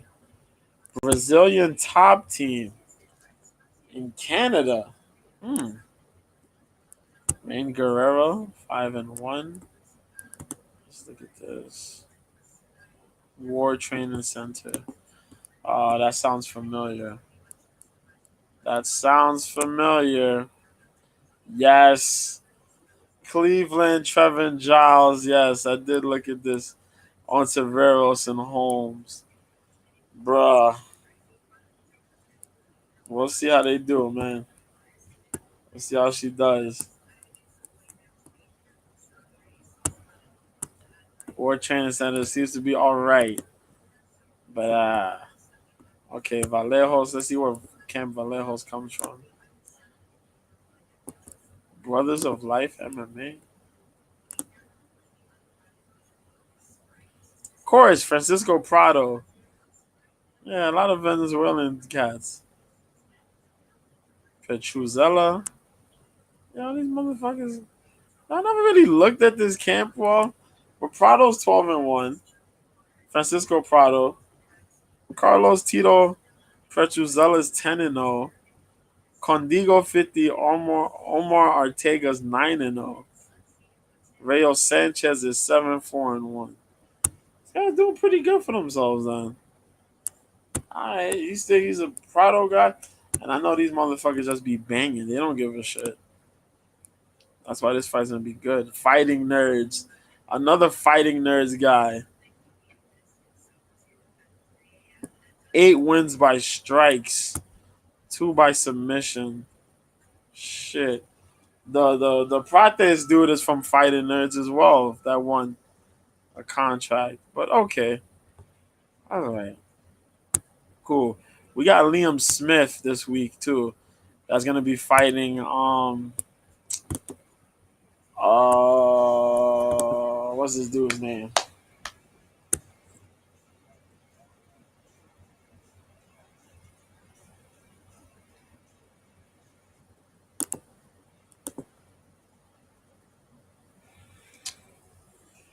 What I was gonna say? Yeah, Liam Smith is fighting this dude. How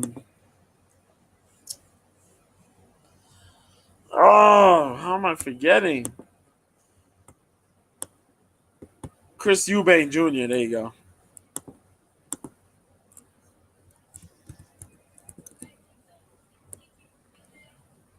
Yeah, hold up. Yep. Repeat or revenge. I can't believe they actually called it repeat or revenge.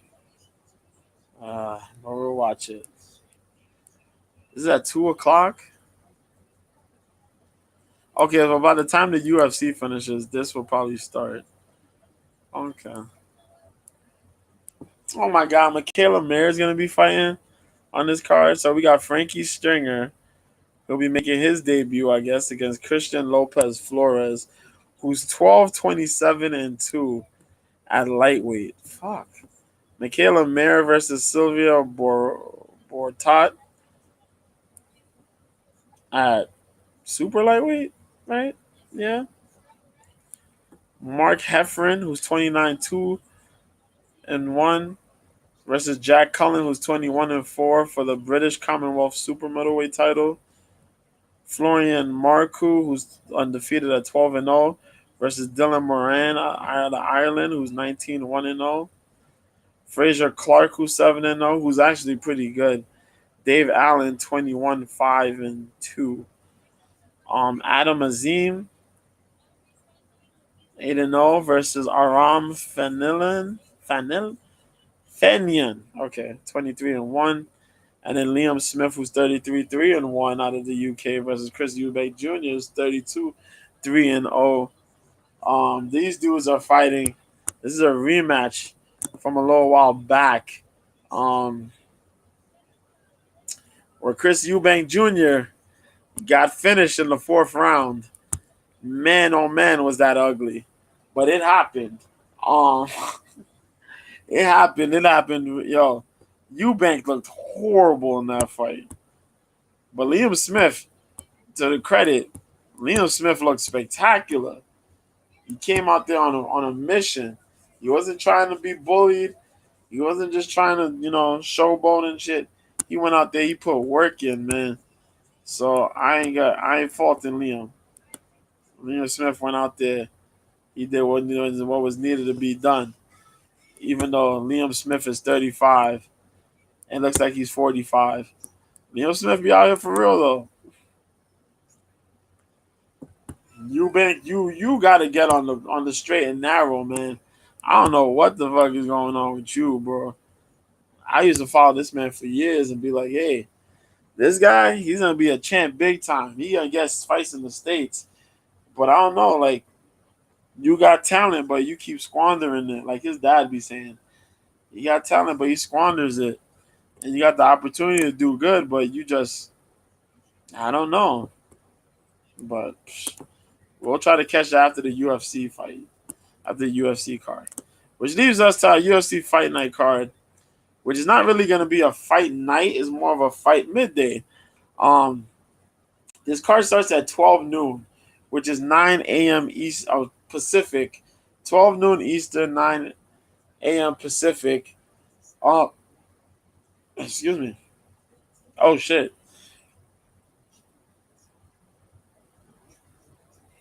Yeah, hopefully this card will finish so you can catch that main card, that fight, that Smith uh Eubank fight. If not, then I could just play it regardless. But yeah, we have 11 fights on this card. Um, Zara Frank was supposed to fight Haley Coleman. Haley got injured. Ozdemir was supposed to fight Mirzakanov. Mirzakanov withdrew. William Gomez was supposed to fight Lucas Almeida. Almeida got injured. Okay, one book. Najat Hakparas was supposed to fight Sam Patterson. Patterson withdrew. Taylor Lapilis was supposed to fight Moin Gafarov.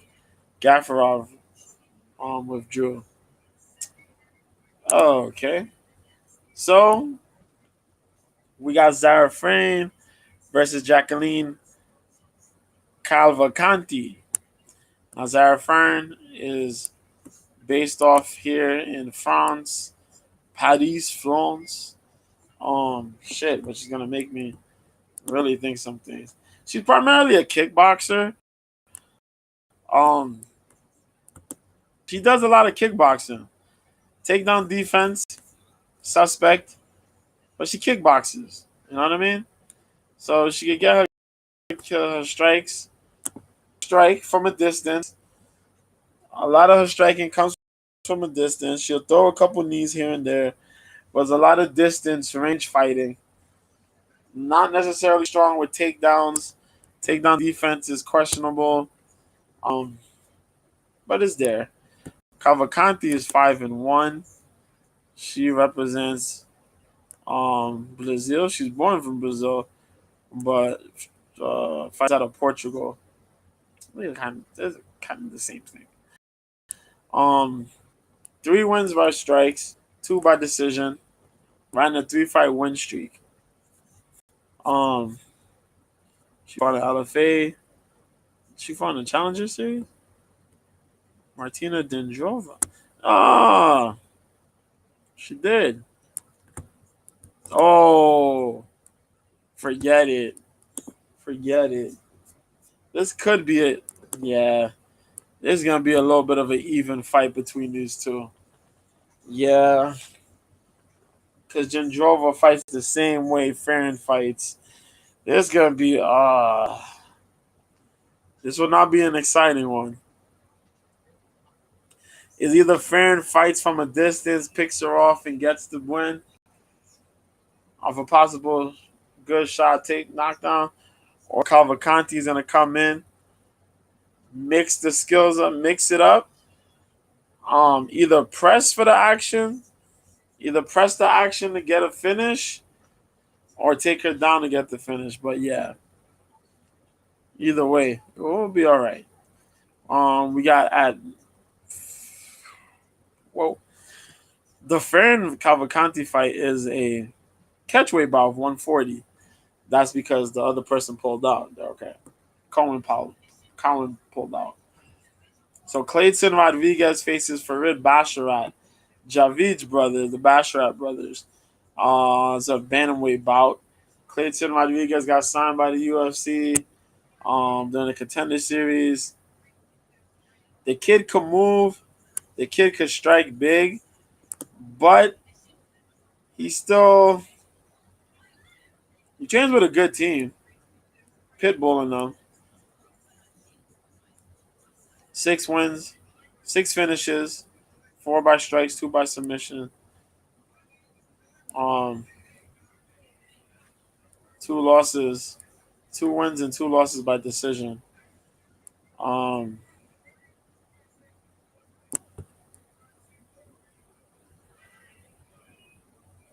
Yeah, he did beat Shannon Ross, but he also missed weight. Then he was supposed to fight Tyra, but he missed weight too. That's the problem. He's missed weight. So he's kind of moved up to 135.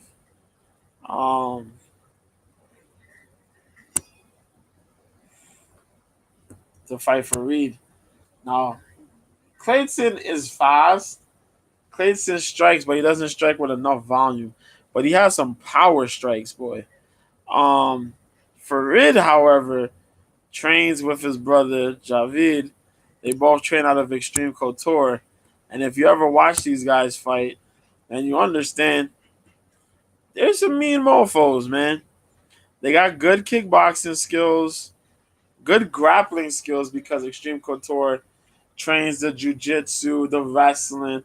They're a wrestling base, but they also have good jiu-jitsu guys, and both of them are pretty decent jiu-jitsu players. I shouldn't say decent, right? We haven't really seen them flex their jiu-jitsu muscles like that, but from whenever fights go to the ground, they are good with the control and the fighting aspects on the ground. As far as getting into good positions and landing good strikes, clean strikes, they've done pretty well for themselves. Farid came in, fought Damone Blackshear in his debut. Before that, he beat Alan Bogoso. He actually sent Bogoso back to the LFA. Bogoso had to find his way back to the UFC, hopefully one day. But yeah, he outclassed the hell out of Alan Bogoso. I was thoroughly surprised by that. But Farid is a very good guy. He fights with range. They use a lot of good strikes, both of the brothers. Him being 5'8". Yeah, 5'8", 7". Really? Hold on.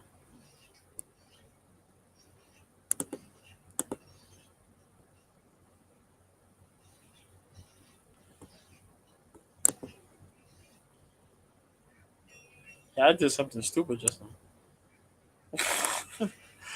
Yeah, I'm always doing something stupid. For some strange reason, I don't know what the hell's wrong with me. Alright, hold on. Hold on. Yeah, it's 71 to Clayton's 67. Okay. So it's a 4 foot, it's a 2 inch height advantage, 4 inch reach advantage for Basharat. So Basharat's gonna jab, front kick, and occasionally leg kick, but mainly front kick, side kick, and jab his way to victory with an occasional takedown. Has to prevent himself from getting caught up in a top possible guillotine. Clayton Rodriguez is gonna move like a bumblebee for the first round and a half, 2 rounds. Um, he's gonna be a lot of footwork, but very hesitant on the striking. But when he strikes, he's gonna look for big shots. That's his problem. He doesn't throw smooth shots. He tends to kind of load up on shots. So he kind of leaves himself a little open in certain situations. There's gonna be the shoot from afar and close in with takedowns for Basharat. For Clay and the low, you gotta move though. Be defensive minded as well. But for Clay to stick and move from jabs, avoid the jabs, take away that lead, the front foot of Farid, and then put combinations together instead of just single big shots. Look for your opening if you're trying to find a big shot, but go in a combination. That's gonna be your key. If not, Farid's gonna pick that dude apart. Apart. 135. Jocelyn Edwards versus Nora Cornoli. Cornol or Cornoli? She kind of looks like, oh shit. She kind of looks like Hurricane Hope. What's my girl? My girl's name. I still forgetting her name. Hope Chase. There you go. But Jocelyn Edwards, who's 13-4, 5'8", 70-inch reach out of King's MMA. Man, 8 wins by finish, 5 by decision. She's been subbed once and decision losses 3 times. Man, she's on a 3-fight win streak. Ji Young Kim, Lucy Pudilova. Lucy got robbed. Keep it 100. Lucy got robbed, and freaking Edwards missed weight. Edwards missed weight against Kim, and because Kim made a horrible mistake, she lost that fight. Man, Edwards is a weird individual because Edwards has good skills. She has nice volume. She's a good volume striker. But her game, like her decision making skills in fights, awkward, yo. Awkward. What the hell? Also, she can't defend a takedown really well for her life. That's one thing too, man. Where she has good volume, good bevy of kicks, good distance. Not Yeah, I was right. She has good volume. She throws good volume, a good bevy of kicks. She can mix up the striking, but yo, just horrible, horrible fight IQ, man. And no concept of takedown defense. But she's fighting this girl by the name of Nora Canole out of France, who's 5'7", and they don't have her reach, but she's out of France. And she's 33 years old with a 6-fight win streak. 5 of these, yo, she got finishes. She got finishes, boy. There's no decisions. 5 wins by KO, TKO, 1 by submission. She beat a girl with, she gave a girl a leg injury, punches, elbows, rear naked choke, ground and pound. Oh, shit.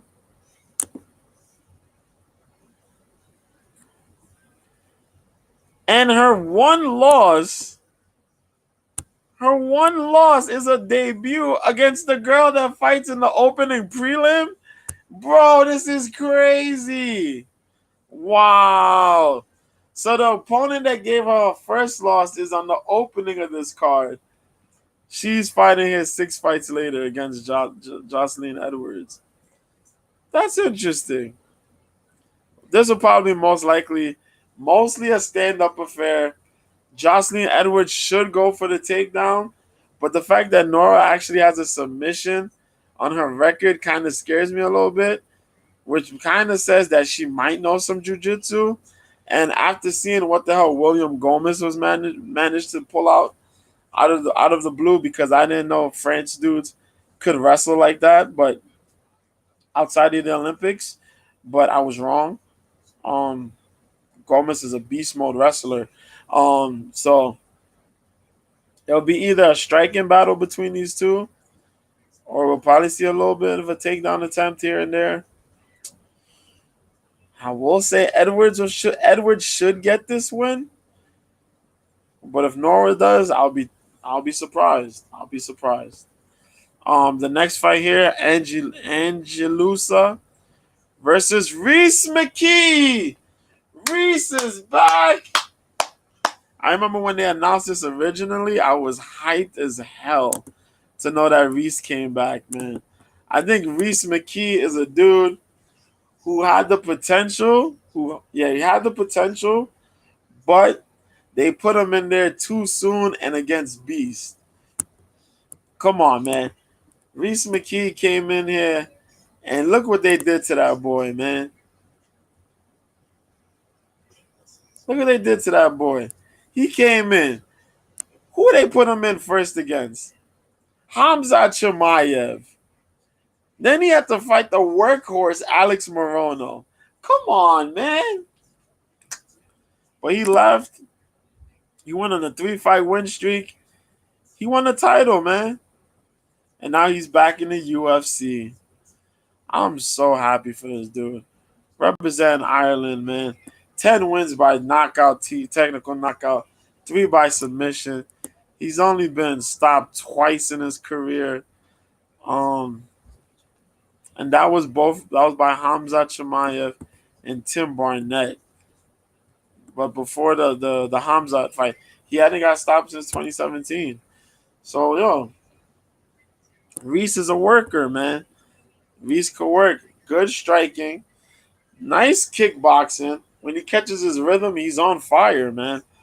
He's a good kid. Good kid, man. But just dealt a bad hand beforehand. 27, 6'2", 76, 78-inch reach. Anguissa, though. The last ninja. This dude he's a weirdo. He is training with Killcliff, though, so 5'10" with the 74-inch reach. So height and reach advantage goes to McKee. The problem is Lusa's out of Switzerland, but Lusa can wrestle. Oh, shoot. He wrestled AJ Fletcher that one fight. And I was quite impressed with that. I didn't know he had power like that to wrestle guys. And what we see from Fletcher was that Fletcher's a powerhouse in the first round. In like the first round and a half, 2 rounds. And Lusa managed to defend those and handle them himself. I was very impressed with that showing. We also seen him wrestle up John Howard, which, if you know Howard's a pretty big body dude himself, and he managed to do that to him. Some people forget he fought Jack Della for Della's contract, and it was a good back and forth striking event. But yeah, 5 wins by KO TKO, 1 by submission, 3 by decision. He's also lost 3 fights by decision.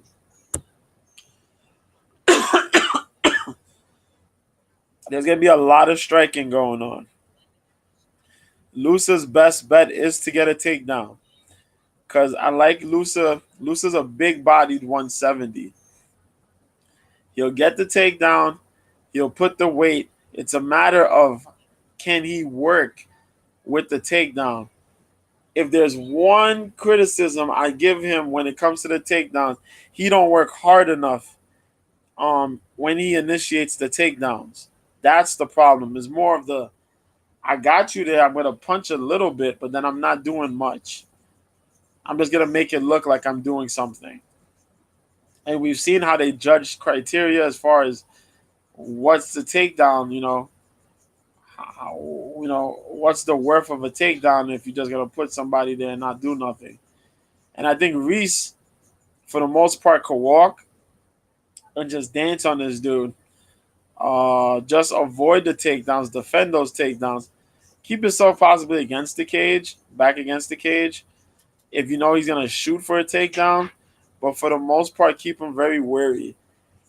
I think Reese can outpace Lusa. Lusa does get a little bit stronger late in the fight, but I think McKee can outpace him and work and get the win there. I will carry my faith in Reese McKee, but if Reese loses, I'll be upset. Taylor Lapilus will be facing Colin Loughran. Another dude out of Ireland. What is going on, man? We got Ireland in the building? France card, back-to-back Irish fighters. Let's go. But we got double impact Taylor Lapilus. Lapilus. Really? Taylor fought years ago here in the UFC. Super far ago.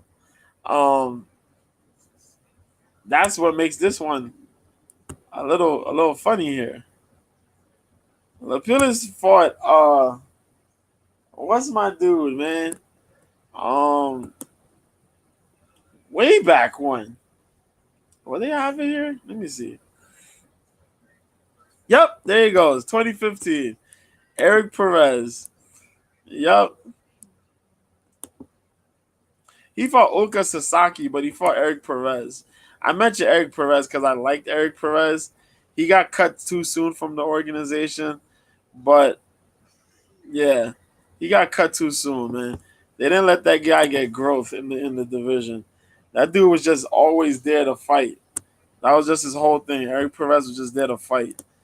He really was strong anywhere, but he was just there to fight. Showing that Mexican heart, man. But yeah, this dude fought Oka Sasaki. He beat Sasaki. Stopped Sasaki. Because Sasaki was mainly a jiu-jitsu guy, wrestler jiu-jitsu guy. That didn't really have power in his hands, but that's a whole different story. And he also beat Josh Hill and Wilson Hayes. But yeah, man. Lapilus, man. This dude is pretty good. He's out of France. Solid kickboxer, but well-rounded skills. He's up in age though, not too up in age, but yeah, 10 fights by finish, 4 by strikes, 6 by submission, 8 by decision. He can fight. He's very technical with his skills.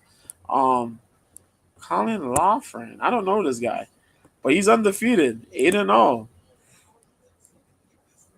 And he's not a Cage Warrior, son of a bitch. Team Kaboom, Team Cowbon, Liverpool. Cage Warriors. Yeah, that does explain it though. But yeah, man. 7 finishes, 1 decision. I like this. And we got 5'6" with no reach and 27 years old. Of course, he's a kickboxer. Yeah, they matching these joints up well. I don't really know. I'll lean with Lapilus because I know Lapilus, but I won't be surprised if Loughran gets a win here. But Lapilus should be the more well-rounded fighter. He has a mix of skills. From what I remember, my boy can get the takedown. My dude can work, but he can work on the feet as well. And a lot of experience too. Should be fun. I'll lean with Lapilus though. Next fight, 145 fight, Morgan Charrier versus Manolo Zecchini. Zecchini out of Italy. Angelo Veneziano? What the heck? All right. 26, 5'8" with no reach. Out of fighters and whoa. He trained with Jackson Wink? Let's keep this on the thoughts. 9 wins by strikes, 1 by submission, 1 by decision. He's lost once by strikes, sub, and decision. But he trains with Jackson Wink. That's very interesting.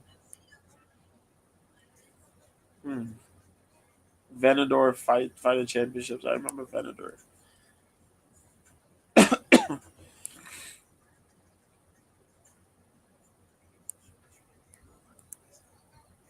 Oh, I don't know none of these names. I don't know none of these names that he's fought, which is good.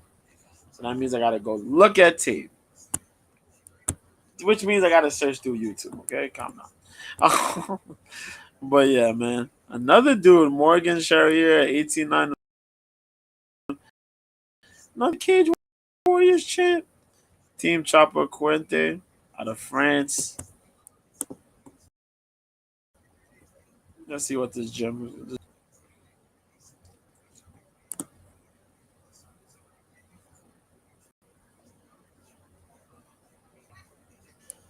No problem, none of these guys. And he got the most fights in his camp. All right. So let's see what he's doing. 10 wins by strikes, 3 by submission, 5 by decision. He's lost 8 times by decision, though, and has 1 loss by submission. Diego Silva, Paul Hughes, Jordan Benucci, Soren Bach. I actually know that name.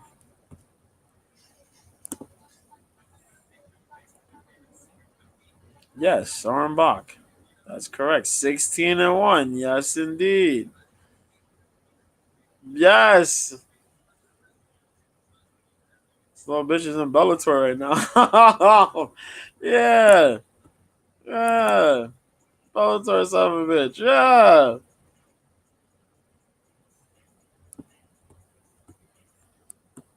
Soren Bach, man. See, I always remember a name.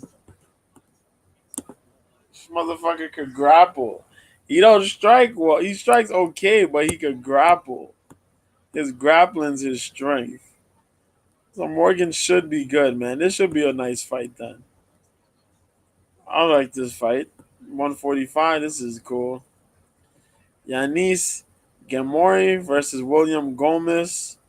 Italy versus Italy. 12-2. Italy versus Italy. France versus France, man. Jesus Christ. The Desert Warrior, Yanis Gamori. 12-1.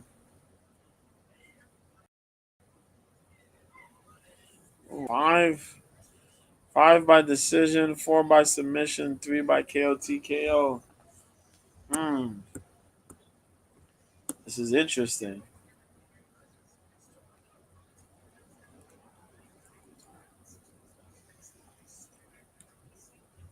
This is interesting. You got some strikes. You got some split decision wins.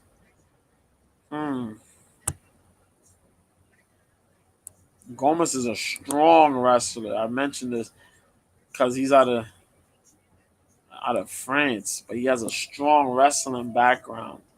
6 by KO TKO. 1 win by submission, 5 by decision. He's lost by decision once and lost by submission once. When guys have this,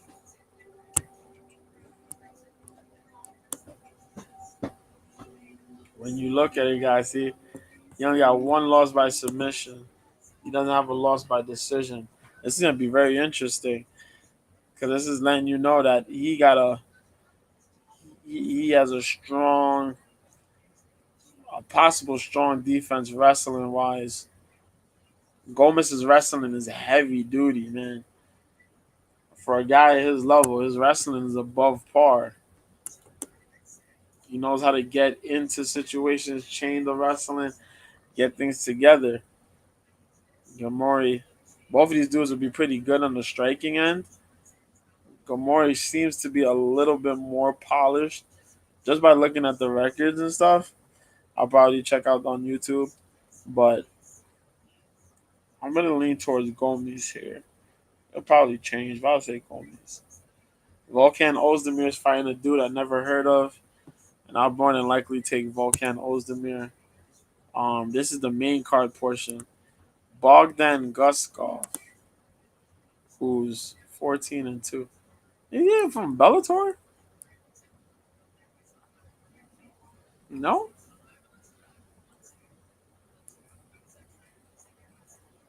Brave. MMA series.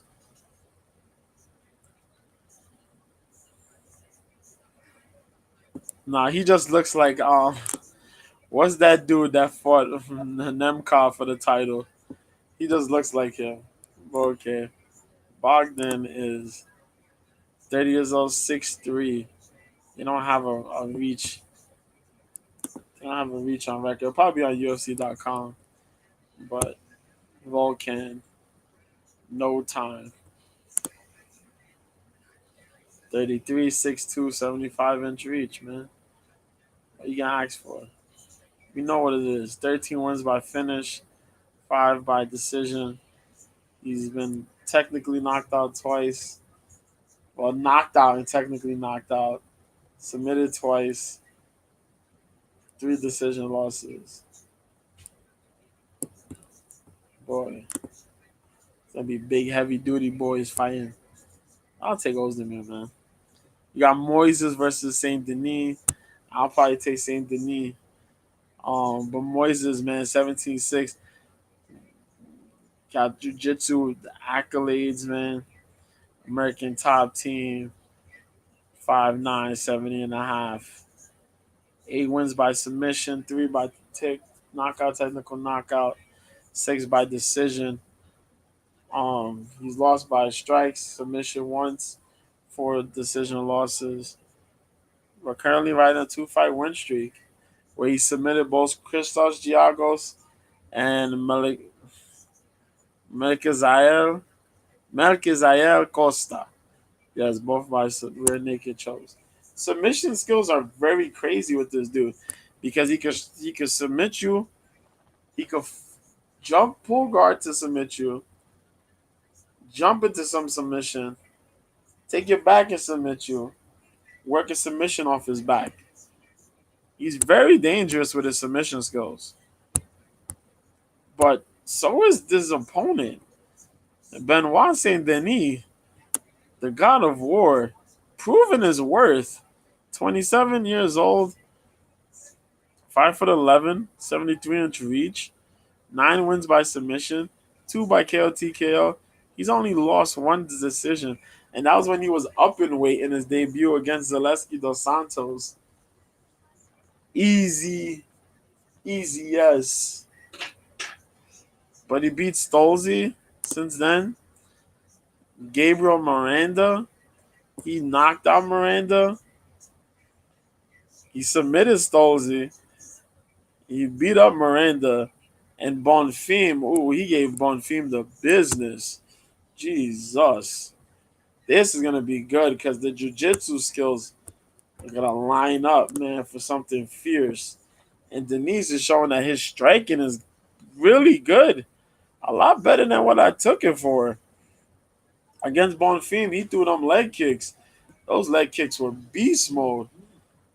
Leg kicks, not the leg kicks. His kicks in general, whether they were leg kicks or the body kicks. Beast mode body kicks, man. He came out there firing on a full clip. Like just shooting the body kicks. Hitting the combinations on the hand with the boxing a little bit. That's the kickboxing in general. His kickboxing is improved. And just to mix that up with the grappling and just non-stop with the grappling. We seen before Moises Moises is good with his grappling, but if you keep pressuring him into the grappling situations, he will gas out. He will gas out. And sometimes it can be late, sometimes it's early. It doesn't matter of time. But yeah, man, if he presses, problems. Problems. But Moises' boxing is very crafty and he can throw short shots. He's very crafty with the quick short shots. He can get you rocked. He can possibly take you down. He can get a submission. Submission skills are really, really good. Rankings would say, he's not that guy, but yo, submission skills are crazy, and that's why I like this matchup because their grappling skills are even. They play even because of where they could get you, but where they could get you, how they could get you. But it's gonna be a matter of how their striking plays out. So I'm looking forward to this fight, and I'll take Benoit Saint Denis.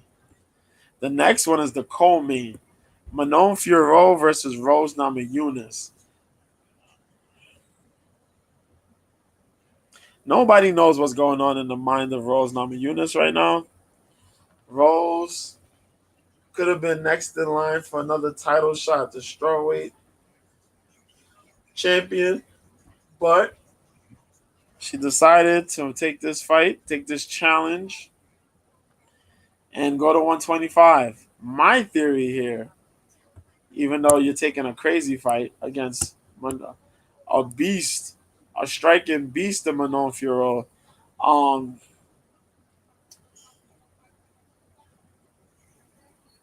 Valentina Shevchenko may be looking to move out of the 125.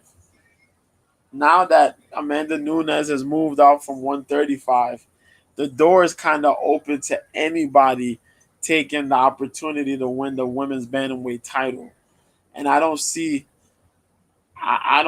Shevchenko would just look and be like, yeah, I'm content with being here at 125.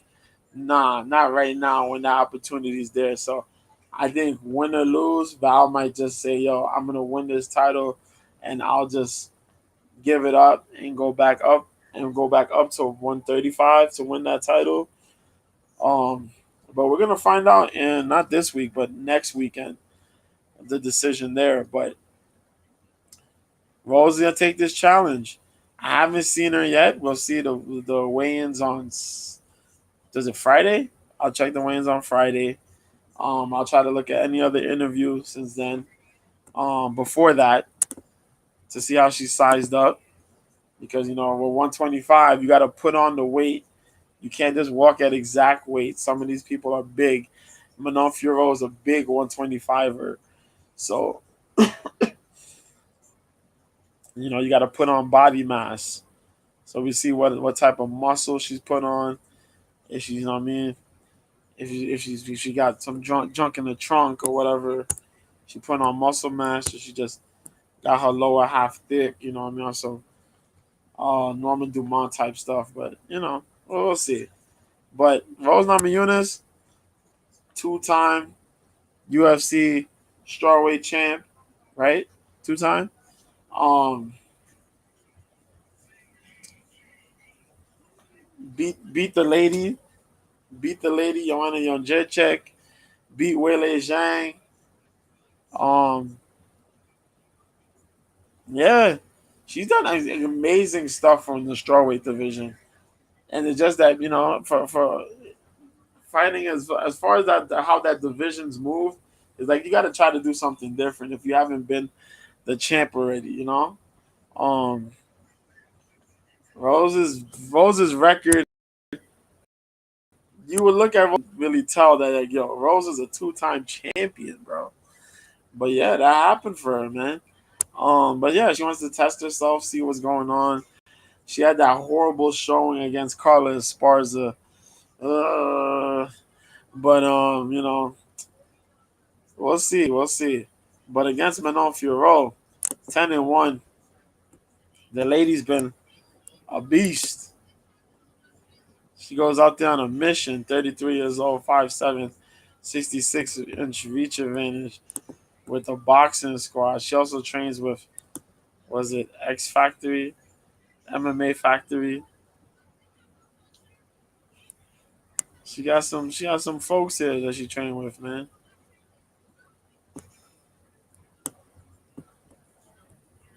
A lot of these other French fighters, but yeah, she fought, and it's either you're gonna get stopped or you're gonna go to a decision. She got no submissions in her record, but she beat the lady that's hard to beat in the damn flyweight division, Kaylin Chukagian. She beat Jennifer Maya, Myra Beno Silva. She fought Tabitha Ricci. That was that late fill-in fight. That was Ricci's debut too, I think. Um, she beat Victoria Leonardo in her debut. Poor Victoria Leonardo. Poor Victoria, man. I love that girl, but I don't know what's going on, man. She been slacking.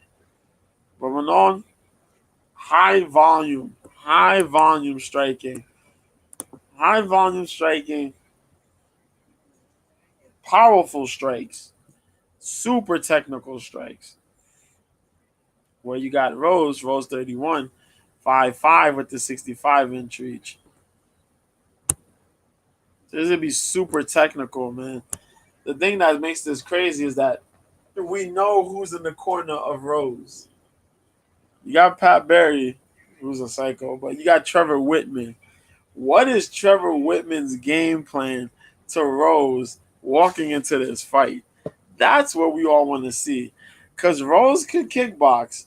Rose could take some shots, boy. But Rose got that jujitsu, man. Is Rose's jiu-jitsu going to be a big factor in this fight? Or is Rose really going to be out here like, yo, and pull off what she did against Wele, pull off what she did against Joanna, and just crush Manon from like out the blue? Whatever happens, amazing fight right here. Which leaves us with our main event, Cyril Gane versus Sergey Spivak. Now, Cyril Gane's been knocking on the door of the UFC heavyweight title for quite some time. 2 opportunities, no go. He was an interim champ, but what the hell is an interim champ if the world champion is still the world champ, right? That's the whole thing. So it was like, hey, you want a consolation prize, you want a participation award almost. But Cyril Gane is very technical. He's very good, but his takedown defense has still been shoddy, still been suspect as hell, and that's why he's in this fight. Man, he's put out many folks. I love Cyril Gane's tactics because Cyril Gane is a big motherfucker. He is 6'4", 81-inch reach, 247 pounds. But this dude moves like a 147-pounder. Sometimes like a 127-pounder. And it's like, wow. Super technical, eerily light on his feet. Precision striking, very good. 5 wins by KO TKO, 3 by submission, 3 by decision. He's been submitted once and lost once by decision. And those both happened in the span of 3 fights. That is insane. He lost to Francis Ngannou. Francis Ngannou by unanimous decision. Beat Tai Tuivasa, and they get submitted by John Jones. And the Tai Tuivasa fight, he almost got knocked out. That is crazy. But he's very technical. Good volume. Nice fancy kicks. Good striking, as I mentioned. He also mixes up some Muay Thai skills. Same thing with Manon. But be wary of the close range elbows between these two. They both throw close range elbows and knees. Muay Thai status. But they are kickboxers. So be very wary of that. But you got Sergey Spivak. He's on the corner of Cyril Gane. Against Cyril Gane. The Polar Bear, 16-3. Find out of Moldova, but born and raised in the Ukraine. However, I found out on Wednesday, was it Wednesday? No, last week, that this dude and Mokonatkina from the PFL are dating. They're in a relationship. I was so like, what? I never really paid attention to it, but like, what? But yeah, man. 14 wins by finish. 7 by KO TKO, 7 by submission, 2 decision wins. He's only been stopped once and had 1 decision loss. Walt Harris beat this dude 50 seconds in round 1. What the hell is going on? Oh yeah, I remember. Yeah, I can't even get after Walt Harris. Walt Harris lost his stepdaughter. I can't. But he's supposed to come back soon. I don't know. But yo, 3-fight win streak. Beat Greg Hardy. Big brother Greg Hardy. Big brother Augusto Sakai. Big brother Derek Lewis. Damn. Yeah, Sergey beat that guy. But yeah, man. Sergey, he's improved his striking. He moves. That's a big ass dude, man. He throws with okay output, but a lot of the striking he does is just so he can maintain the ability to close distance. So once he gets you in that clinch, it's either a waist lock and you're going thrown, a double leg and you're getting thrown, or yeah, you're gonna get something's gonna happen to you, and it's gonna be bad. And if Cyril Gane can't defend, this is gonna be bad. If Sergey Spivak gets the win against Cyril Gane, oh my god. Yo, I think the UFC gonna be like, yo, we can't put this guy back out here for a minute. It's gonna be nuts. But Cyril has said he's trained. He's gotten some folks, you know, to train his wrestling. Has he gone out of the country to train? I don't know. But we'll see. But man, interesting card. I talked about Eubank and that joint.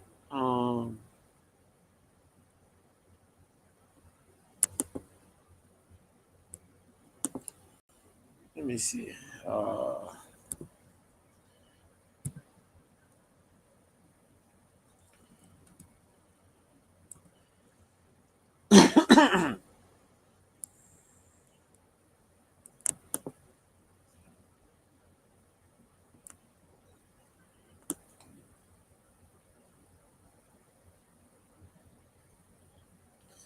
Oh, if you want to watch some stuff, Thursday they got Roar of the Tigers on YouTube. You can check that out. That's 3 in the morning. Oh shit, it's later today. Yeah, that's 3 in the morning. I don't think I'll be up. I'll be asleep. I lost Pride, Thunderdome boxing. One Friday fights, always Friday morning. Check that out. Um, on YouTube, of course. What's it? Arthur versus Suarez. I don't know if you guys had a way to check that out. Oh, they got Fury Challenger Series Friday at 7:30. We go try to check that out. On YouTube, CFFFC Fury Challenger Series. I'll probably try to check that out. And Arthur versus Suarez.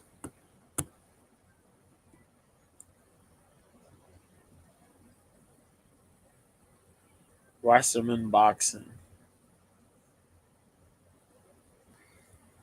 It's 3 o'clock.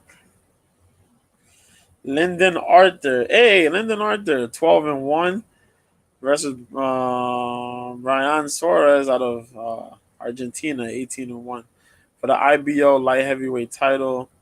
Samuel Antwi, who's 16-2, faces Mason Cartwright, 19-1 for the British super welterweight title. Cody Smith, who's 2-0, fights Melissa Quezada, who's 24, 13, and 3. What the fuck? This dude is 32 years old. He's 32 years old. This motherfucker's had 40 fights. Cody Smith is only 19. What the fuck? Well, that's boxing for you, though. And they got a couple other fights in the mix. Will I check this out? I don't know. I don't know. Who knows? If I'm bored, I'll put it in. If not, I can save it for the Sunday stream. But that's it, man. I'm your boy, Mr. B, and I'm going to be out of here. When you see me, if you don't see me Friday, then definitely I'm on Saturday for that UFC, baby. So then, make sure you catch One Championship on Friday morning on the YouTube channel, 8:30 a.m. Eastern, 5:30 a.m. Pacific. Whatever time that is for y'all, you catch that on there, man. But I'm your boy B, and I'm out of here. Check out my streams. Check me on YouTube, Mr. B, of course, here. Twitter, New Year's Same B at Mr. B 1986. I'm on OK Live, Mr. B. There you go. I'll see y'all when I see y'all. Be good, be easy, take care. And check out all my friends. Homie Ted Hicks, Tony D, Glick, Fireman Rich. You know, catch them on the Late Night Parents.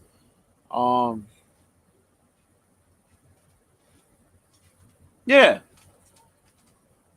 Ryan, where you at? I see y'all when I see y'all, all right? Be good, be easy, y'all. Take care. All right, goodbye. Peace.